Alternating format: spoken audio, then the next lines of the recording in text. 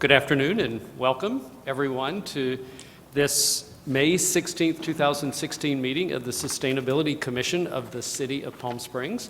Welcome to our new home here in the Convention Center, where we will be meeting from this month, May, and also in the months of June and July. Our meetings will continue to be here on the third Tuesday at 5 p.m. While the City Council chambers and the large conference room are being renovated. So, welcome to everyone. I have asked Commissioner Goins if he would lead us in the flag salute. John?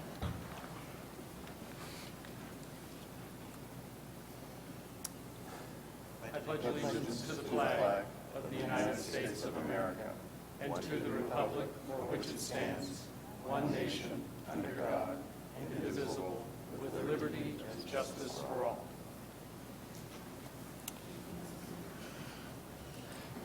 Dan, if you would do the roll call, please. Chair Jackson. Present. Vice Chair Wilson. Present. Commissioner Clark. Present. Commissioner Fetterman. Present. Commissioner Goins. Present. Commissioner McCann. Present. Commissioner Wengler. Present. Commissioner Friedman. Present. Commissioner Gauthier. Present. Commissioner Otto. Present. Commissioner Kibbe has an excused absence. The agenda was emailed to you last week and posted on Thursday afternoon per city procedures. I'd like to request that we make one change. It was sort of an error. If you would look at F5, we actually concluded the work of the review of the franchise agreement with Palm Springs Disposal Service. So we don't need that agenda item. What that should have read was that there would be a report on the ad hoc committee on leaf blowers. I'll move that microphone back a little bit. It's the same people, we just got the wrong ad hoc committee. So if you would accept that amendment to the agenda so we could have that brief leaf blower report, I would appreciate it. Is there a motion we approve the agenda with that amendment? Clark? Second. I'm sorry, I didn't, a second, okay. Roy made the motion and a second from? Second. Oh, Commissioner Goins, okay. Sorry, I'm not hearing as well, or the microphones are not picking up as well. All right. Oh, they're sharing, that's what's going on. All right. So it's been moved and seconded. All in favor say yes. Yes. Opposed say no. And motion carries. Great. I do not see Mr. Reddy or Mr. Fuller here for a city manager or assistant city manager report. Stacy, is there anything you want to report on their behalf? Nope. No? Okay. We do have Savat here, and he is here to make an update on the Dunn Road project, and we are delighted you're here. Thank you for taking time out of your day to come and tell us what you know. Okay, thank you. I received the Dunn Road project. I'm now leading or managing that project. The Conservancy sent us an agreement as a draft agreement as part of the remediation project, and we're going to be taking that to council in the first meeting in June. I was hoping to be able to acquire a consultant to help us out with the remediation and go at the same time as the approval of the agreement, but that might not happen just because of the willings and dealings I have. The reason is that the agreement requires that the remediation and the monitoring happen for a period of 20 years. And so I need to make sure that we have the right consultant that has the biologists, the agriculture, and the technical expertise required for this remediation, because we're going to be on the hook for at least 20 years of this project. The grant is for a little over $400,000, so there's a lot of money that's associated with it. I want to make sure that because of the type of funds that we're receiving, want to make sure that we go through the process, and if we get audited for any reason, it doesn't go sour on us. I performed a site visit with the Friends of the Mountain Conservancy about 3 or 4 weeks ago. Had an opportunity to actually go out there and access the site. Ran into many different properties that we really have no legal rights except for the fact that we have prescriptive rights. So when construction actually begins, I'll explain what that means. Basically, this property is wedged in where we have to access the Pinyon Pines community from Route 74. We go through BLM land. We go through the Mountains Conservancy, which is the least I have to worry because they're granting us this project. We also have to go through the U.S. Forest Service. So there's a lot of lands that we actually don't have a legal access through or an easement. So we term this prescriptive rights because there are roadways across it. There's pretty much an access through it.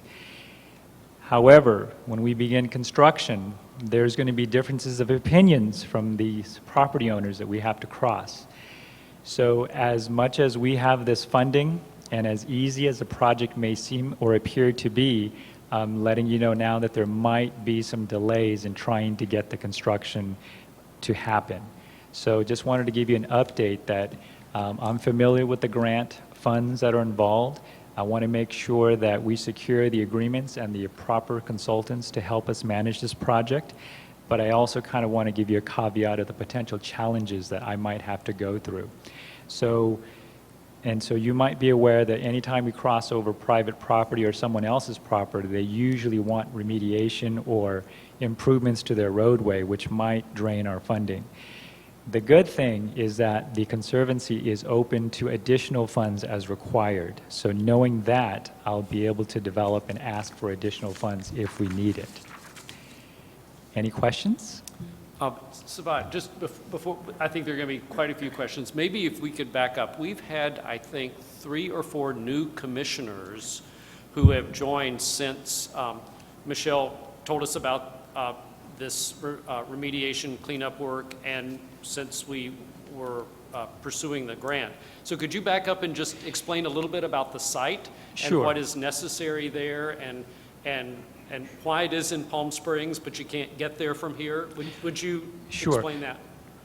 Again, I'm glad you're new here because I'm relatively new to the project as well. So if someone has if I'm giving the facts slightly a little different from a different point of view, please correct me for those who have been here. We have this property between the city of Palm Springs all the way to Highway 74. My understanding was that there was a property owner and a developer who had envisioned a highway from Palm Springs all the way to Route 74. So in having that vision, he owned property throughout this corridor. I believe it was Mr. Dunn. And then he cleared the way and the path all the way to Route 74. Now again, with the economy, with the vision, and people not buying the property, that vision kind of fell through. But he did own property through this corridor at that time. And again, this happened 20 to 30 years ago, just kind of giving you a background of the time frame. And at that time, we didn't have our planning commission or rules and regulations or ordinances, so things were more free to occur at that time. Not having the highway occur, I believe Mr. Dunn decided to open an orchard back there, or have an orchard where he was growing some pistachios that was unique to the area and the climate. And so he actually grew some pistachios and probably some other trees back there, but that wasn't a success as well. Later on, I believe that he may have allowed that area to be a kind of like a disposal ground for some trash or some people who, again, when I went back to the site, it looks like, I don't know whether you're familiar with the Badlands through Beaumont, but it looks like a nice area to hide something and to build something up and realize that it was part of the natural surroundings. So when we went back there, some of the waste that was discarded there was basically grounded up household waste. When I actually walked around, there was glass, there were tires, there were toys, there were bullets, there's pretty much a lot of things that were there. imagine if you were a landscaper and you wanted to grind up the tree branches and then just kind of get rid of it. Well, they kind of did the same thing to this trash and household waste. What's nice is that the waste was not considered hazardous, so that's a good thing. But it's still a waste that we need to handle and manage. So there have been layers and layers piled down in there to make it look like a natural area. But when you really look really close, it is something that you don't want to be there. So that's kind of the background. And I believe that this area, wedged in this canyon, leads to, kind of washes down and follows a little river. So the reason why the Conservancy and the Water Quality, which is the basis of the grant, had an interest in this is that they don't want the rain and the water to basically flow out after it filters through this compost or this hazardous waste dumping ground. When you really go back there to go see it, you wouldn't think that there was anything wrong because it was hidden very well. You'd have to take a very closer look at it because everything is overgrown. And as a hiker, you probably just pass by it not realizing that anything was around. But obviously, we take a closer look when it comes to water quality or anything that can harm us when it flows downhill and towards our watersheds. So that's kind of a little background. And they've been trying to clean this up for the last 20 to 30 years.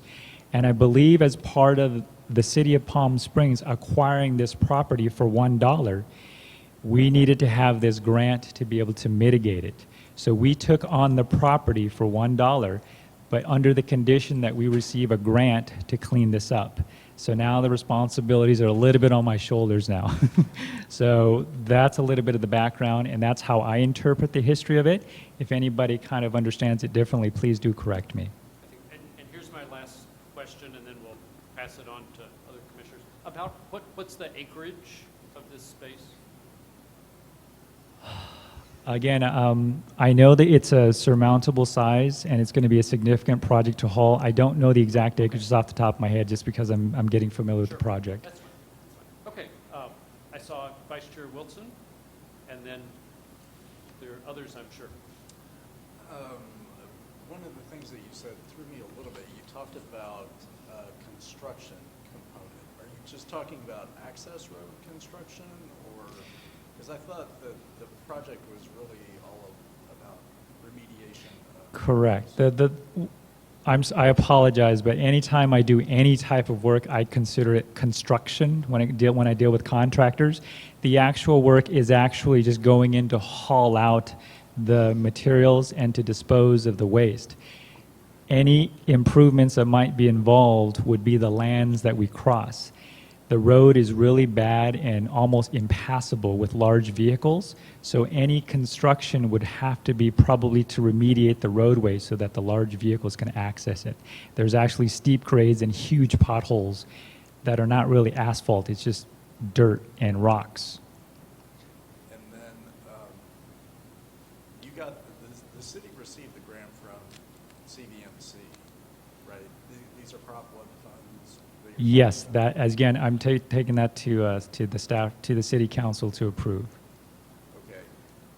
But you in turn are hiring a consultant to conduct the remediation for the city? We already hired the consultant to do the initial studies to obtain the grants. So Terra Nova was the consultant that performed that. They have provided me with a proposal to carry the project forward to begin the request for proposals and the request for bid process. But my concern in them providing me a proposal is that they do not have a biologist and they do not have the necessary expertise that is required for part of the remediation. And I'm kind of questioning that because I do not want the contractor to hire their own watchmen. Right. So you're looking for water quality monitoring services, biological resources monitoring, that kind of thing? Yes, as part of the grant, that is a requirement. Okay. Thanks. Thank you. Yes. Now, other commissioners. Commissioner Friedman. Was there any actual private property, or was it all essentially other governmental agencies? Because you mentioned BLM and, various sort of Department of Interior and the Conservancy, but were there actually private property owners? And I guess the question that I raise is, if you're anticipating questions about the easement, the prescriptive easement, can this be done sort of ahead of time or parallel so that they don't kind of stop you? We're going to look at every alternative to try to accelerate the project. I know that the only private properties through the Pinyon Pines, they don't really have an HOA. It's more of like a community effort. So I don't know where the property lines are drawn there, but I don't think there's any one specific property owner that we would have an issue with. Right. I'm looking for other questions from other commissioners. I have a question. Oh, yes. Sorry, Commissioner Wangler. So to follow up on Commissioner Wilson's comments about, I guess, the consulting piece of it. So when this goes out to bid, it's going to be an open bid process? Will there be other consulting firms putting in bids as well? Because it seems like that's how you would get everything that you would need, is to have it open so that the firms that have all of those pieces would be allowed to bid on it. Right, that's the challenge that I have right now, which is why it's not that easy to include that consultant contract with this agreement. There are two separate processes. The typical bid that you would normally consider would be the lowest bid by a contractor to perform the work. But what we require is the actual technical expertise that with the biologist, the archaeologist, and the water quality monitoring. Typically, those are specialized. We don't go by the lowest bidder. And I'm hoping, and again, the city does not have we don't deal with remediation every day or on a regular basis, which is why I want to make sure that we go through the right process, whether it needs to be bidded out properly or whether it's so specialized that we only have so many that we can choose from.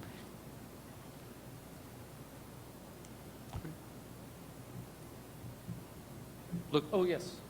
Commissioner Gauthier. I just have one comment in that 20-year requirement. The CVMC is a sister agency to the agency that I work for as my day job, and we also require 20 years under all of our Prop 1 grants. And the monitoring requirements on that to meet that 20-year threshold is usually an annual monitoring for the first 5 years and then just monitoring every 5 years after that. So Yes. you're probably aware of that, but if not, you might want to clarify that with CVMC. Yes, that's actually in the contract. I'm aware of that. That's actually the proposal that was provided to us based upon that, exactly what you just mentioned. Do you need anything from us? Your patience. We will grant you our patience. All right. Thank you. Thanks so much. All right. We're at the report on our budget expenditure from Stacy. I think you guys have all seen it. I know we talked about it at the last meeting that David wanted to make sure that you had a copy. I know it's a little bit of a dull reading. It's basically an expenditure report to date.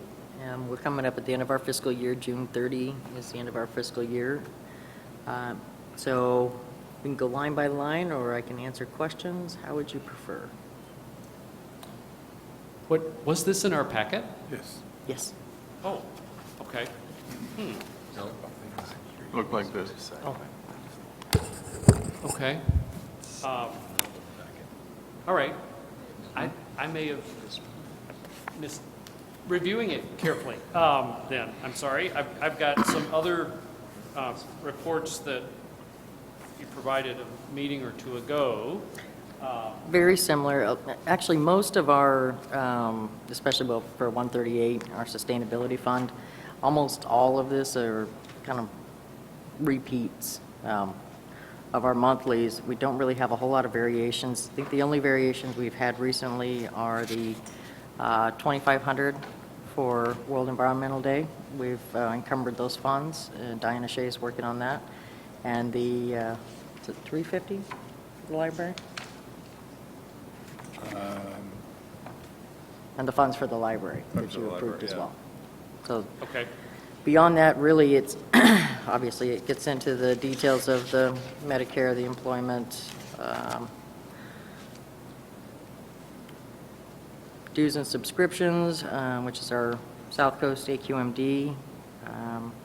We have contractual services, Chris Foster for our bike rack, obviously Succeeding Sustainability, that's Michelle Mycian, our contract company. Newcomb Anderson,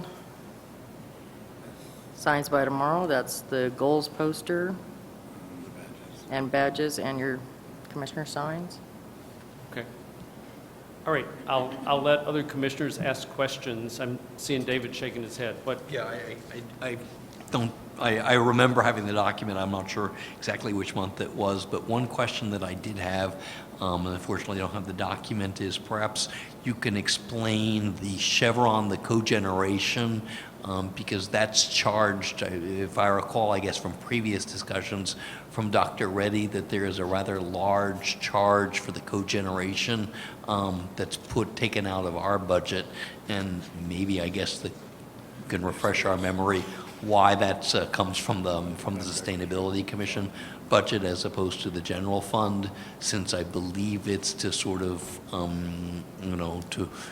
for the cogen plant. So I believe it's linked to the cogen plant. So the savings go into the general fund, so I'm not really sure why the expense of this person, I believe, is sort of charged to sustainability, particularly now that we have much fewer resources than before. Well, actually, the cogeneration plant is probably not the correct term for this. Okay. The Chevron project, which is now Optera, Chevron was Optera, yeah. purchased by Optera, was actually, with this commission, when I was on it, I was on the subcommittee that pushed for that. It's a citywide energy efficiency program that went through all of the light fixtures in every city facility, and the street lights and the exterior lights were all converted to LED. We also changed all the irrigation in all the parks. We computerized an automated irrigation system that actually, instead of having little timers or manuals, it's actually computerized and it links up to a satellite, so it reduces our watering based on humidity, temperature, wind. It's smarter than most of us. Similarly, the cogeneration plant, which unfortunately at that time, back 2012, 2013, was one of the highest polluting pieces of equipment in the nearby vicinity. It was a very old, basically it was two gas fire, it was well outdated. And we were spending a lot of money to maintain that, to maintain our city facilities. So one of the options with Chevron, aside from the energy efficiency that we were going to get citywide, water conservation, air pollution was the big one, and our GHG. That's how we accomplished all those goals. Part of the cogen was to rebuild the cogeneration plant to actually come up with, the municipal plant actually takes the heat generated from our absorption chillers in a heat jacket and then regenerates that into electricity, which provides electricity for the airport, so we don't have to pay for that and we don't have to pull off the grid. Okay. So the whole project was actually energy efficiency and conservation. Okay, but there's a consultant or something, there's somebody who I There's- recall is sort of paid for out of the commission budget. Yes, If- that's Newcomb, the one I just mentioned. That's Yeah. our third-party auditor, very similar to what he was talking about, having the wolf, the fox guard the hen house kind of thing. Even though Chevron and Optera are our consultants and our partners, it is our fiscal responsibility to make sure that we have a third-party auditor. Okay, but It's I guess. monitoring Yeah, this okay. until we actually get fully commissioned, and then we Yeah. start to realize, because we have a bond we have to pay, so we also have to Okay. make sure that until that full bond is paid back, that this audit matches the numbers and the energy savings and conservation realization that we expected to see.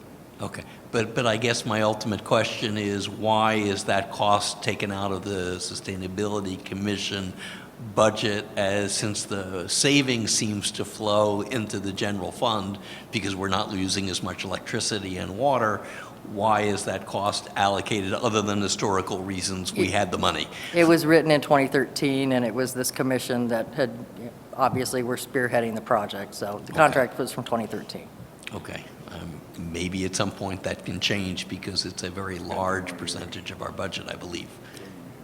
we've got a couple more years, but we'll definitely take that into consideration. Other commissioners with budget questions? Do you want me to resend? Should we resend this? Is everybody, I guess, Okay, Some- I really thought it was in there. I mean, I I'll know I just sent ask, it to everybody. did anybody see it? I mean, Yeah, he's seen very it. possible I Okay. missed it, but, all right, so I some sent saw. it to everybody. I don't know, it may not have been in the packet, but I did send it to everybody. okay. Okay. Then, okay, and I may have been thinking it was going to be in the packet and didn't see it. So, Maybe. so I may have done resending the it, same thing. resending it would be great. That'd be Okay. appreciated. Okay. So I'm looking at a sheet that probably came from David Reddy a month or so ago. And I think, ultimately at this point, we're almost at the end of this fiscal year. So we're probably as much interested in next year, how next year's looking. So according to this last sheet, which there's not a date on it, it appeared that in the Sustainability Fund, which is 138, that there may be approximately 9,000 plus going forward into the next fiscal year as a beginning cash balance. Is that? Yes. Yes, That's likely? Yes. Okay.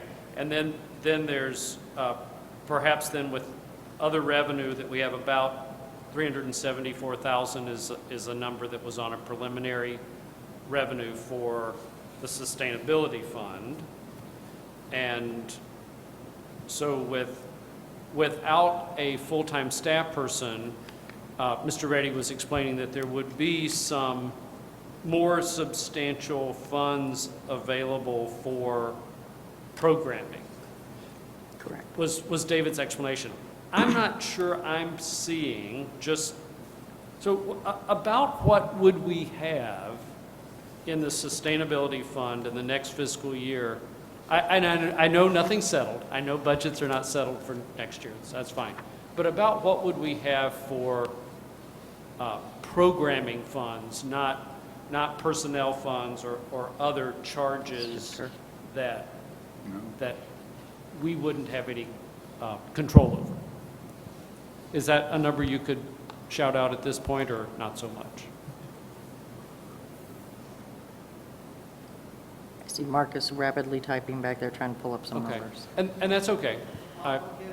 Oh, okay, all right. I just We thought did that have a might be calculation, helpful- yes. Helpful thing. And then it looks like the recycling fund we know, Something like which is 100. 125, is really healthy.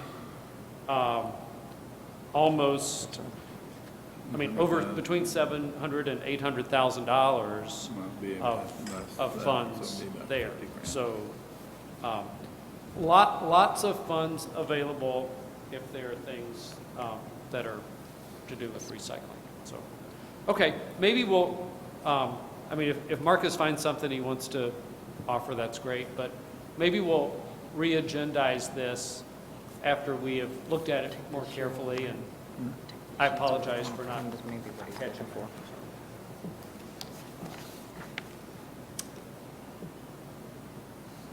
Okay. Any other questions that anyone has at this moment about the budget? Okay. Yeah, yeah. There's several pages, but honestly, mostly when it comes down to our month-over-month expenses, they tend to be pretty consistent and roll over. Yeah. The only other big expenditure that I think we're looking at is, obviously, we've confirmed we have enough in our printing for our bike maps. We have enough for printing advertising for that. And we are looking at bicycle racks. We have enough for additional installations as request. And then I think we were going to buy some giveaways. Some giveaways for World Environment Day.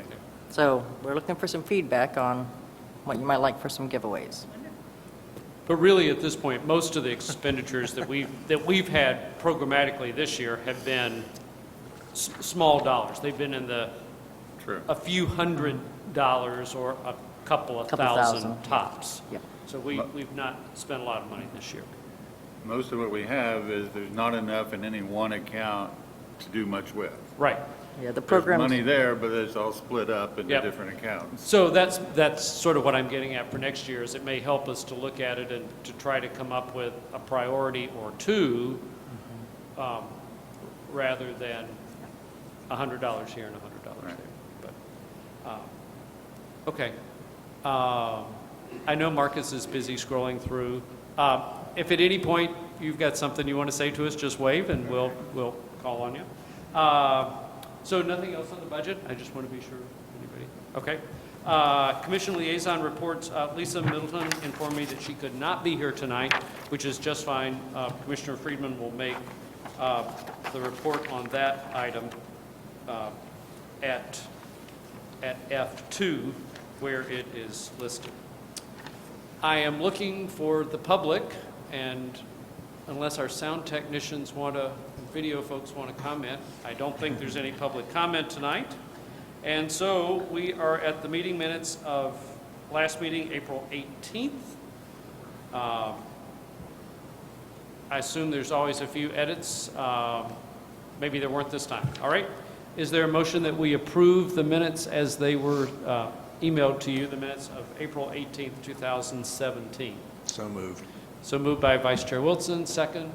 Second by Commissioner Gauthier, and all in favor say yes. Yes. Opposed say no, and abstentions if you were absent. All right. Okay, you would be an abstention. Yeah. All right, so minutes are approved. All right, Mr. Calhoun, come stand at the microphone. That's one way to keep people from talking too long, is you make them stand up. Noted. Yes. So I believe at the last meeting, the chairperson asked for a report about the construction and demolition debris. And so Daniel was kind enough to put together an Excel spreadsheet. We don't have all the information yet, but Daniel says that when we do get it, he'll send it out to everybody, and I'll be more than happy to explain it and go through it with you at our next meeting. But I think what you will see in the report is that it flows kind of like seasonality. Sometimes construction is more active, sometimes during the summer when they're trimming the palm trees and things like that, the green waste is more active. But you'll see that it flows, and it goes back to July of 2014. The second item is that we received a letter from the state saying that we are in full compliance with AB 939. And for some of the new members that might not be aware of what AB 939 is, it's the overarching governing legislation that guides what happens when we recycle, construction, demolition, all phases of recycling, commercial, organics, anything that you can imagine that can be recycled is covered by AB 939. And every year, and it'll be upcoming in June, the city submits an annual report, and we tell them what we've done, what programs we have, the educational efforts that we've made, things like that, and then they review it. In the past, it went on a percentage basis, and initially it started out, it was passed in 1990 and required by 1996 that everybody be at 25%. By 2000, it was supposed to be at 50%, and now it's been extended by the year 2020, so it'll be 75% throughout the state. So what the letter says that our programs meet the specifications and our numbers meet the specifications. Some cities aren't as fortunate as we are, and they will be reviewed more often. We'll be on what's called the quadrennial. Every 4 years will be, our programs will be reviewed much more closely than they would be, and that way it'll allow the state more time to dedicate their resources to cities that need more help than some other cities do. So it was nice that we got that. The next thing is our shred event. We had that on April 22nd, and it was extremely busy. It was the busiest one that I think I've ever done. And I can attribute that to three things. One, the February event got rained out. Two, it was right after tax season, the weekend following the tax season. And three, we held it in conjunction with the Palm Springs Spring Cleanup. So the turnout was just absolutely fabulous. We filled over 3/4 full, all three trucks, and it never slowed down from actually 7:45 until noon. So it was really busy. We applied for a beverage container grant. It's $11,925. What we'll be able to do with that is we can buy beverage recycling containers. We can put them in any city facility. We can take them to events like the 1PS or any event that we want. We have some over at the Power Stadium. So essentially $12,000 will be targeted for that. And Stacy has asked me to look in, and I know that you're already doing this, Commissioner Clark, what other cities are doing as far as household batteries. So I'll be more than happy to work with you, and anything that you have, you can share with me, and I'll be happy to share with you. I'll be happy to answer any questions that people have.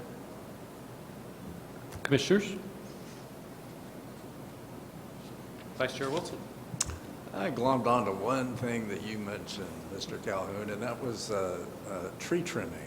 Yes. And this seems to have come up at the commission before, but I don't remember if there's been any action or resolution, but a lot of the palm tree trimming seems to occur during bird nesting season. And is there any sort of outreach that's done on that, or is that maybe something that we might want to take on as an educational Well, thing? Or? as far as I know, no, there has not been any outreach that I know of. My understanding is, I'm not an expert on this, but there's a certain time frame in the summer, once the fruit is born, is the time to trim them, and that seems to be nesting season as well, so. Any other questions? Questions?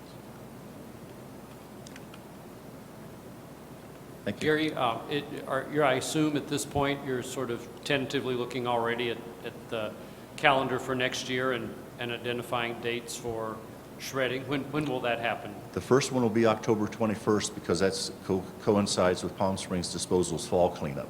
So we're going to follow that. And we're talking about maybe extending one more shredding event. We used to have 4, we went down to 3, and we may go back to 4. But, Okay. I've asked Gary to stay with the cleanup schedules those weekends because that was highly successful for us. Sure. One of the other issues that I've asked Gary to research as well is what other cities are doing related to e-waste. We have a very large e-waste bin that was put in the city yard that has not been as successful as we had hoped. It's invited activity that's not desirable for a public facility. Similarly, when the ARC actually comes to collect, most often the items that had been left in there have been scavenged already. So we're really trying to look at what would be a better option. And right now, obviously, the e-waste shredding event has that opportunity to capture some of that. And I think one of the things we would look at would be going back to 4 days a week, or I'm sorry, 4 times a year, to actually make sure that we're accommodating what the citizens would need. So that's one of the reasons and we're going to definitely stay in conjunction with Palm Springs Disposal on those other 2 twice-a-year events, because that worked out really well for everybody. Okay. Other questions of Gary? Thank you very all much. right, thank you.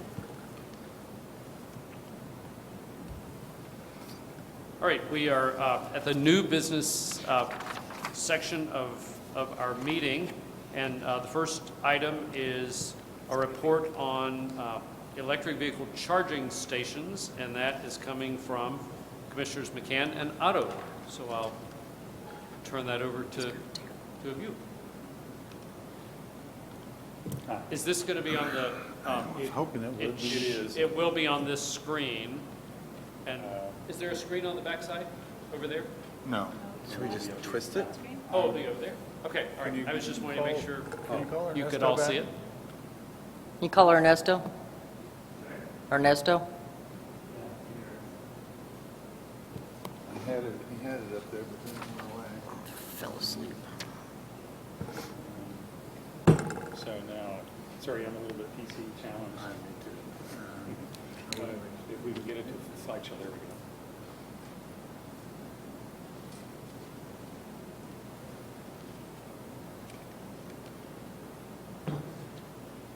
Uh-oh.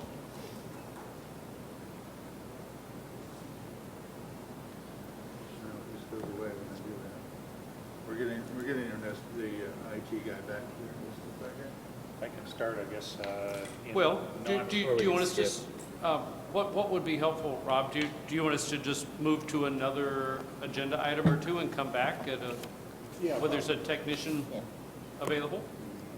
Yeah. Okay, He's okay, getting them we right can now. do that. We can be flexible, I think, maybe. So we'll come back to item D1. So we'll go ahead and move to item D2. In sort of our continuing quest over this year to figure out how is the best way to to get our work done as a commission and being Brown Act compliant with all of our standing committees. As I've sort of sensed the discussion at the meetings, at this point, at this moment, we only have two standing committees. We have a standing committee on green building and a standing committee on solar mandate. That standing committee on solar mandate will probably sunset in the next month or two as that work is done. And so we'll have our green building. The conversation at the last Sustainability Commission meeting led me to believe that there's enough of work that we could collect together to have a standing committee on waste reduction and to have a standing committee on active transportation and pedestrian planning, that whole piece together. We already do have an ad hoc committee, but we keep adding just little pieces to it. So if there is not an objection from commissioners, I'd like to propose that we transition our ad hoc committee on waste reduction to be a standing committee, and that we transition the ad hoc committee on active transportation and pedestrian planning that we actually just appointed at the last meeting, that we transition that to a standing committee. Now, what this would mean is that those groups would have to set an agenda in advance. It would have to be posted, and the crucial piece for staff is that staff have to be assigned. My sense is that probably each of these groups don't have to meet every month, that even an every other month schedule would allow work to be discussed, assigned, moved forward. And so I'm trying to figure out a balance that will work to get our work done and staff's work done. So that's sort of where I am. So I'd like to make those appointments unless I see people saying, don't leave it as it is. All right. Vice Chair Wilson. I guess I have a question for staff. I just, adding these is additional staff work, of course. So I just want to make sure that we're not overcommitting you as staff for these activities by having these standing committees. You know, I think to kind of back up to what the chair was mentioning with solar mandate, basically It's going to sunset. it's ending, and I think, you know, we're replacing one and just adding one is kind of how I see that, and I do believe that we have the ability to accommodate that. The bigger concern for me, obviously, is meeting locations for the next couple of months would be a little more challenging. But as long as it's open to the public and ADA compliant, we can meet just about anywhere. Okay. And I think these are not big groups, so if it's just a commissioner or three, there are probably some smaller meeting rooms at City Hall that can accommodate. And I guess in the larger picture going forward, Mr. Rady has said that we will likely have a slice of the Community and Economic Development Director's position. So as that, if we understand that to be the case, then it's not going to be a weight on Stacy so much, it will be a weight on the unknown person. And it's always fun to assign jobs to people that we don't know who they are yet. That's what we like to do. So it just seems as if every time there's a new idea, we have to create a new ad hoc committee, we will soon have a page of ad hoc committees. And so let's give it a shot in anticipation that Mr. Rady is going to get his staff hire done and all that will work. Commissioner Goins. I wasn't at the last meeting. I did watch the video, but I just would like to hear a little bit more from you about why these particular committees. Is it just this is where we have momentum, and because we have momentum, we should continue that, or are these related to some sort of sometimes we have a list of priorities that sits in the corner, so It- just wanted it- to hear a little about that. From my sense, it's not a part of a grand plan particularly. It's just that we seem to collect a whole list of waste reduction topics that need addressing. And so to have one place where all those could be housed rather than a few separate groups. And we are hoping to move along some issues in pedestrian planning and active transportation as a priority going forward. So that is intentional there. Sounds like you're saying it's a little bit of both. It's a which little is- bit of both. Yeah. Okay, yeah. Commissioner Friedman. Just as a heads up, tomorrow evening, council will be discussing the recommendations of the Ethics Governmental Reform Transparency Task Force. I was co-chair of Transparency. We put in, and this is sort of to blame me for all of this stuff, we did put in some detailed recommendations on ad hoc and standing committees of boards and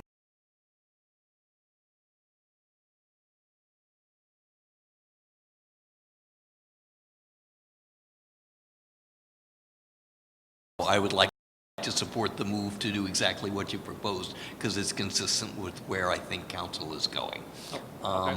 And also, I've worked very closely with Daniel to do the agenda for the green building, and it's really just a question of sending him a couple of bullet points, then he drops into the template. So it's not at least an awful lot of work to come up with the agenda. Daniel already has the template. So once you just send him those bullet points, I think he's pretty much good to go. Yeah, I think, and the agenda that you did get, so that you were notified of the green building meeting tomorrow morning at 9 a.m., or Thursday morning, I'm sorry, Thursday morning at 9 a.m. Take a look at that. That is David saying, a good way to view what you might do. All right, so what do I need to do? Do I need to move this, or can I appoint to the standing committee? Is that, and what's my right as chair, or?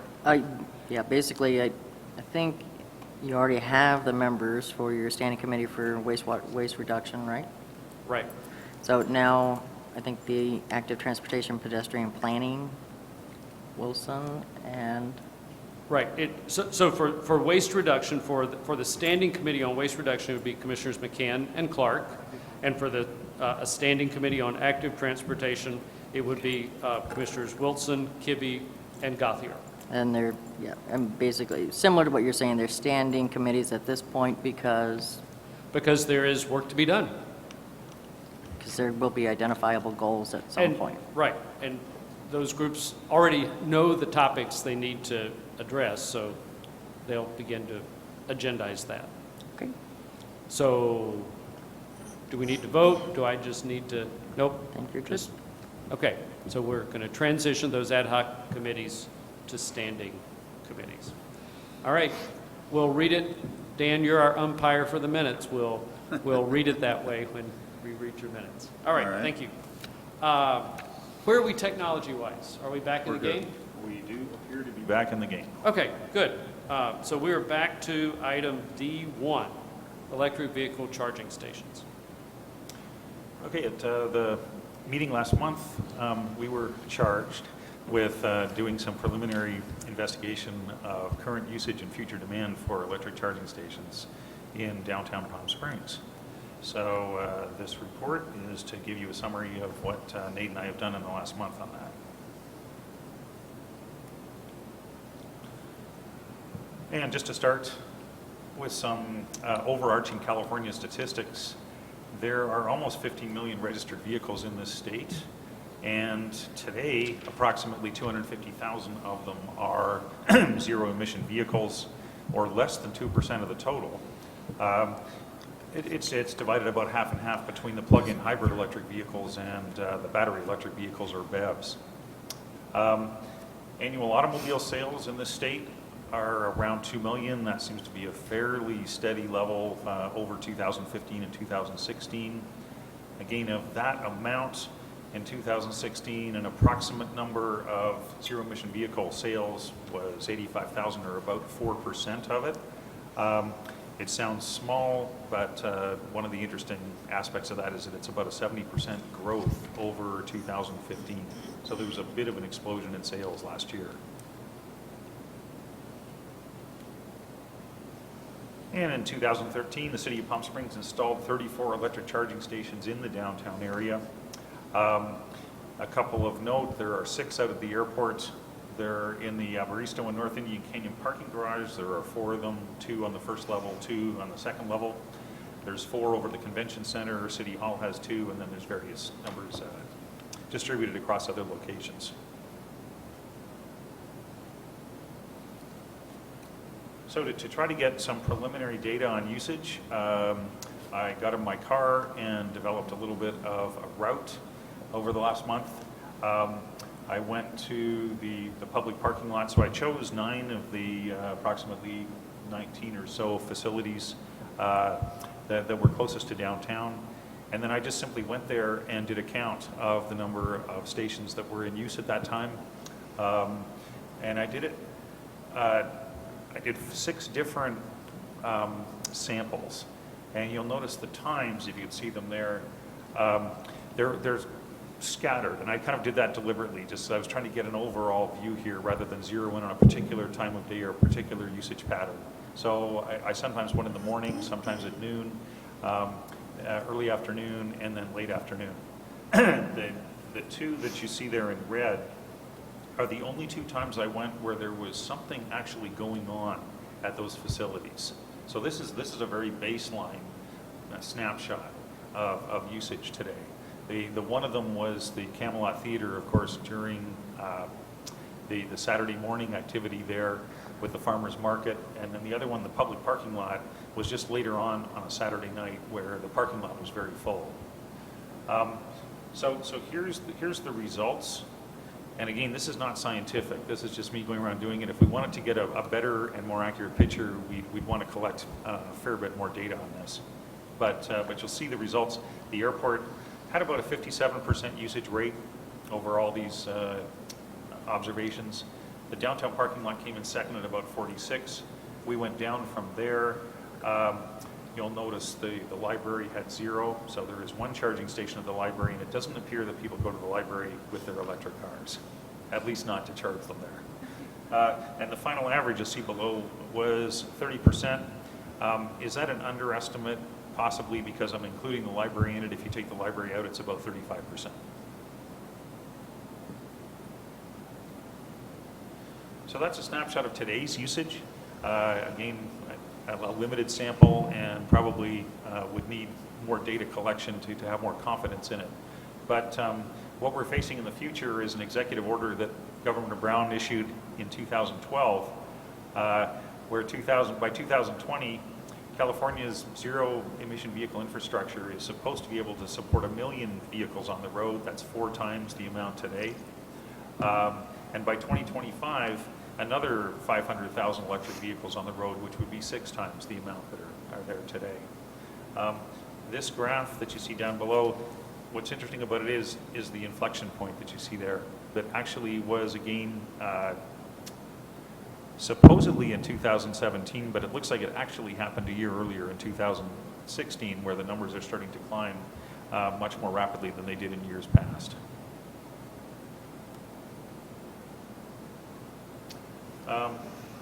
So this is actually an incorrect slide. I had one, but I have it over here. All I've done to project, well, what do we need to do about this? How much more capacity do we need? How many more stations do we need? I did a very simple extrapolation. If there's going to be 4 times the electric vehicles on our roads in 2020, then we're going to need 4 times the capacity that we have now. But since it's only being used about 30% of the time, you're only up to about 120% of our current capacity, or roughly about 8 more charging stations that we're going to need by 2020. Now, those extrapolations, there's all kinds of reasons why you might want to argue with me about whether that's a good way to be doing this. And so this is all pretty preliminary. But if we then do the simple extrapolation out to 2025, when California is supposed to have 1.5 million on the road, that's about 6 times the number of cars today. We'll need 30% of our capacity times 6 are about 180%, which is about 30 more charging stations in downtown Palm Springs.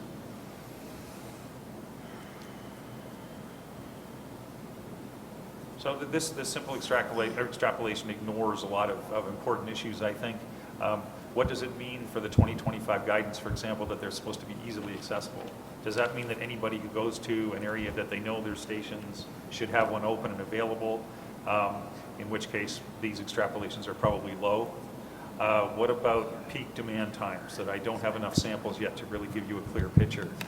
Is that what we want to target for the city's availability? For example, the convention center, if you're going there and the parking lot is full and there's a lot of people in here, what is the demand on those 4 charging stations out there? At the moment, I don't know. I haven't done the sample. But if that's what we're trying to target, then my extrapolations about the number that we're going to need in the future are low. Do we want to be just in compliance with this executive order that's come from the state government, or do we want to get out in front of it and have even more capacity there, again, to try to lure people here? There's a new city parking facility going in. What kind of guidance should we be giving them for the number of stations that they should have in there? That's a TBD for me at this point. I'm not quite sure. Hydrogen fueling stations. They're starting to come. The number of cars, hydrogen-powered vehicles is very low right now, but again, it's expected to grow over time. There are none that I can find that are currently available in the Coachella Valley at all. Would we like to get out in front on that one and install some even before the demand for them might be there? And then Nate and I met and discussed the commercial side of this. There's all kinds of parking lots downtown, starting with the Tribes. I did a drive-through there. There are no electric vehicle charging stations in the Tribe surface parking lot right now. They're, of course, putting in a multi-story facility at Amato. And for next month, I'm going to try to do some outreach to them and find out if they have any plans to put any in. And Nate and I discussed, well, would it be a good use of our resources to maybe think about doing some subsidizing, cost sharing of implementing some of these in commercial establishments downtown, and go to them and say, look, if you do this, you'll get a multiplier effect. You'll get more people to come to your establishment and more people to use the downtown area, and everybody's going to benefit. So that's it so far, snapshot. Any questions? Yes, Commissioner Goins. So I am not an electric vehicle expert, but I wonder if there isn't, a good group of people who might just charge and recharge only at home and may never use a commercial facility at all. So, to need 20% more, there might be a lot of people who never plug in, but might still park in a. Well, I think that's probably true. Yeah. That there will be a lot of these owners who just charge themselves up overnight. Most of the stations right now, and I think the home versions take about 7 hours, so you can do it overnight, and then you'd be fine to drive downtown. A lot of it depends on how far you're coming from. So I think to address that point, what's interesting now is to get these current usage values. These current values of 30 to 35% usage are taking that into consideration already. So there's clearly a need for them, despite the fact that there must be a lot of people that are charging at home. And I assume we're a tourist city, so there's got to Yes. be people who don't have a home to charge in. Commissioner Gothier. So this is sort of a snapshot survey you did of usage. Are there monitoring devices that can be put on the charging stations that actually give you the real numbers of how much it's being used? I'm hoping so, and that's one thing that Nate and I discussed is I need to go to the actual company that implemented these things and see if they have direct information about usage patterns. They may well have it. They do. And then if they do, then I think that would be a lot better than me driving around and doing an informal survey. And then in terms of the predicted growth on the purchasing of electric vehicles, have there been any geographic predictions of where in the state we think most of those are going to be bought? And are those, if so, are they in the vicinity of Palm Springs? Yeah, good question. And of course, my extrapolation assumed, an equal amount of vehicles statewide, and that's probably not true either. So depending on the level of interest and how important this issue is, that might be another thing to, if we wanted to spend some resources to hire a firm and get some more data on it.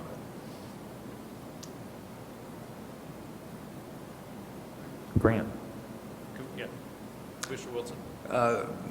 This is definitely beyond your purview, but I am curious, because the focus seems to be on personally owned vehicles, and I think we're on the cusp of rapid transition to, well, autonomous vehicles and different types of vehicular use, which may actually increase the demand for charging stations beyond the standard extrapolation of current use. So I think there are a lot of uncertainties still out there. Yeah, if fleets were going to be implemented in the future that are autonomously driven and they went for all electric vehicles, ZEVs, yeah, the demand would go up. There's more issues too that I didn't put into the slide. There's high-capacity charging stations that are out now that you can charge up your car in 20 minutes instead of the hours that it's taking. Do we want to invest in those? We have one. We already have one. We have one. We have one. It's at the visitor center. It's at the visitor center.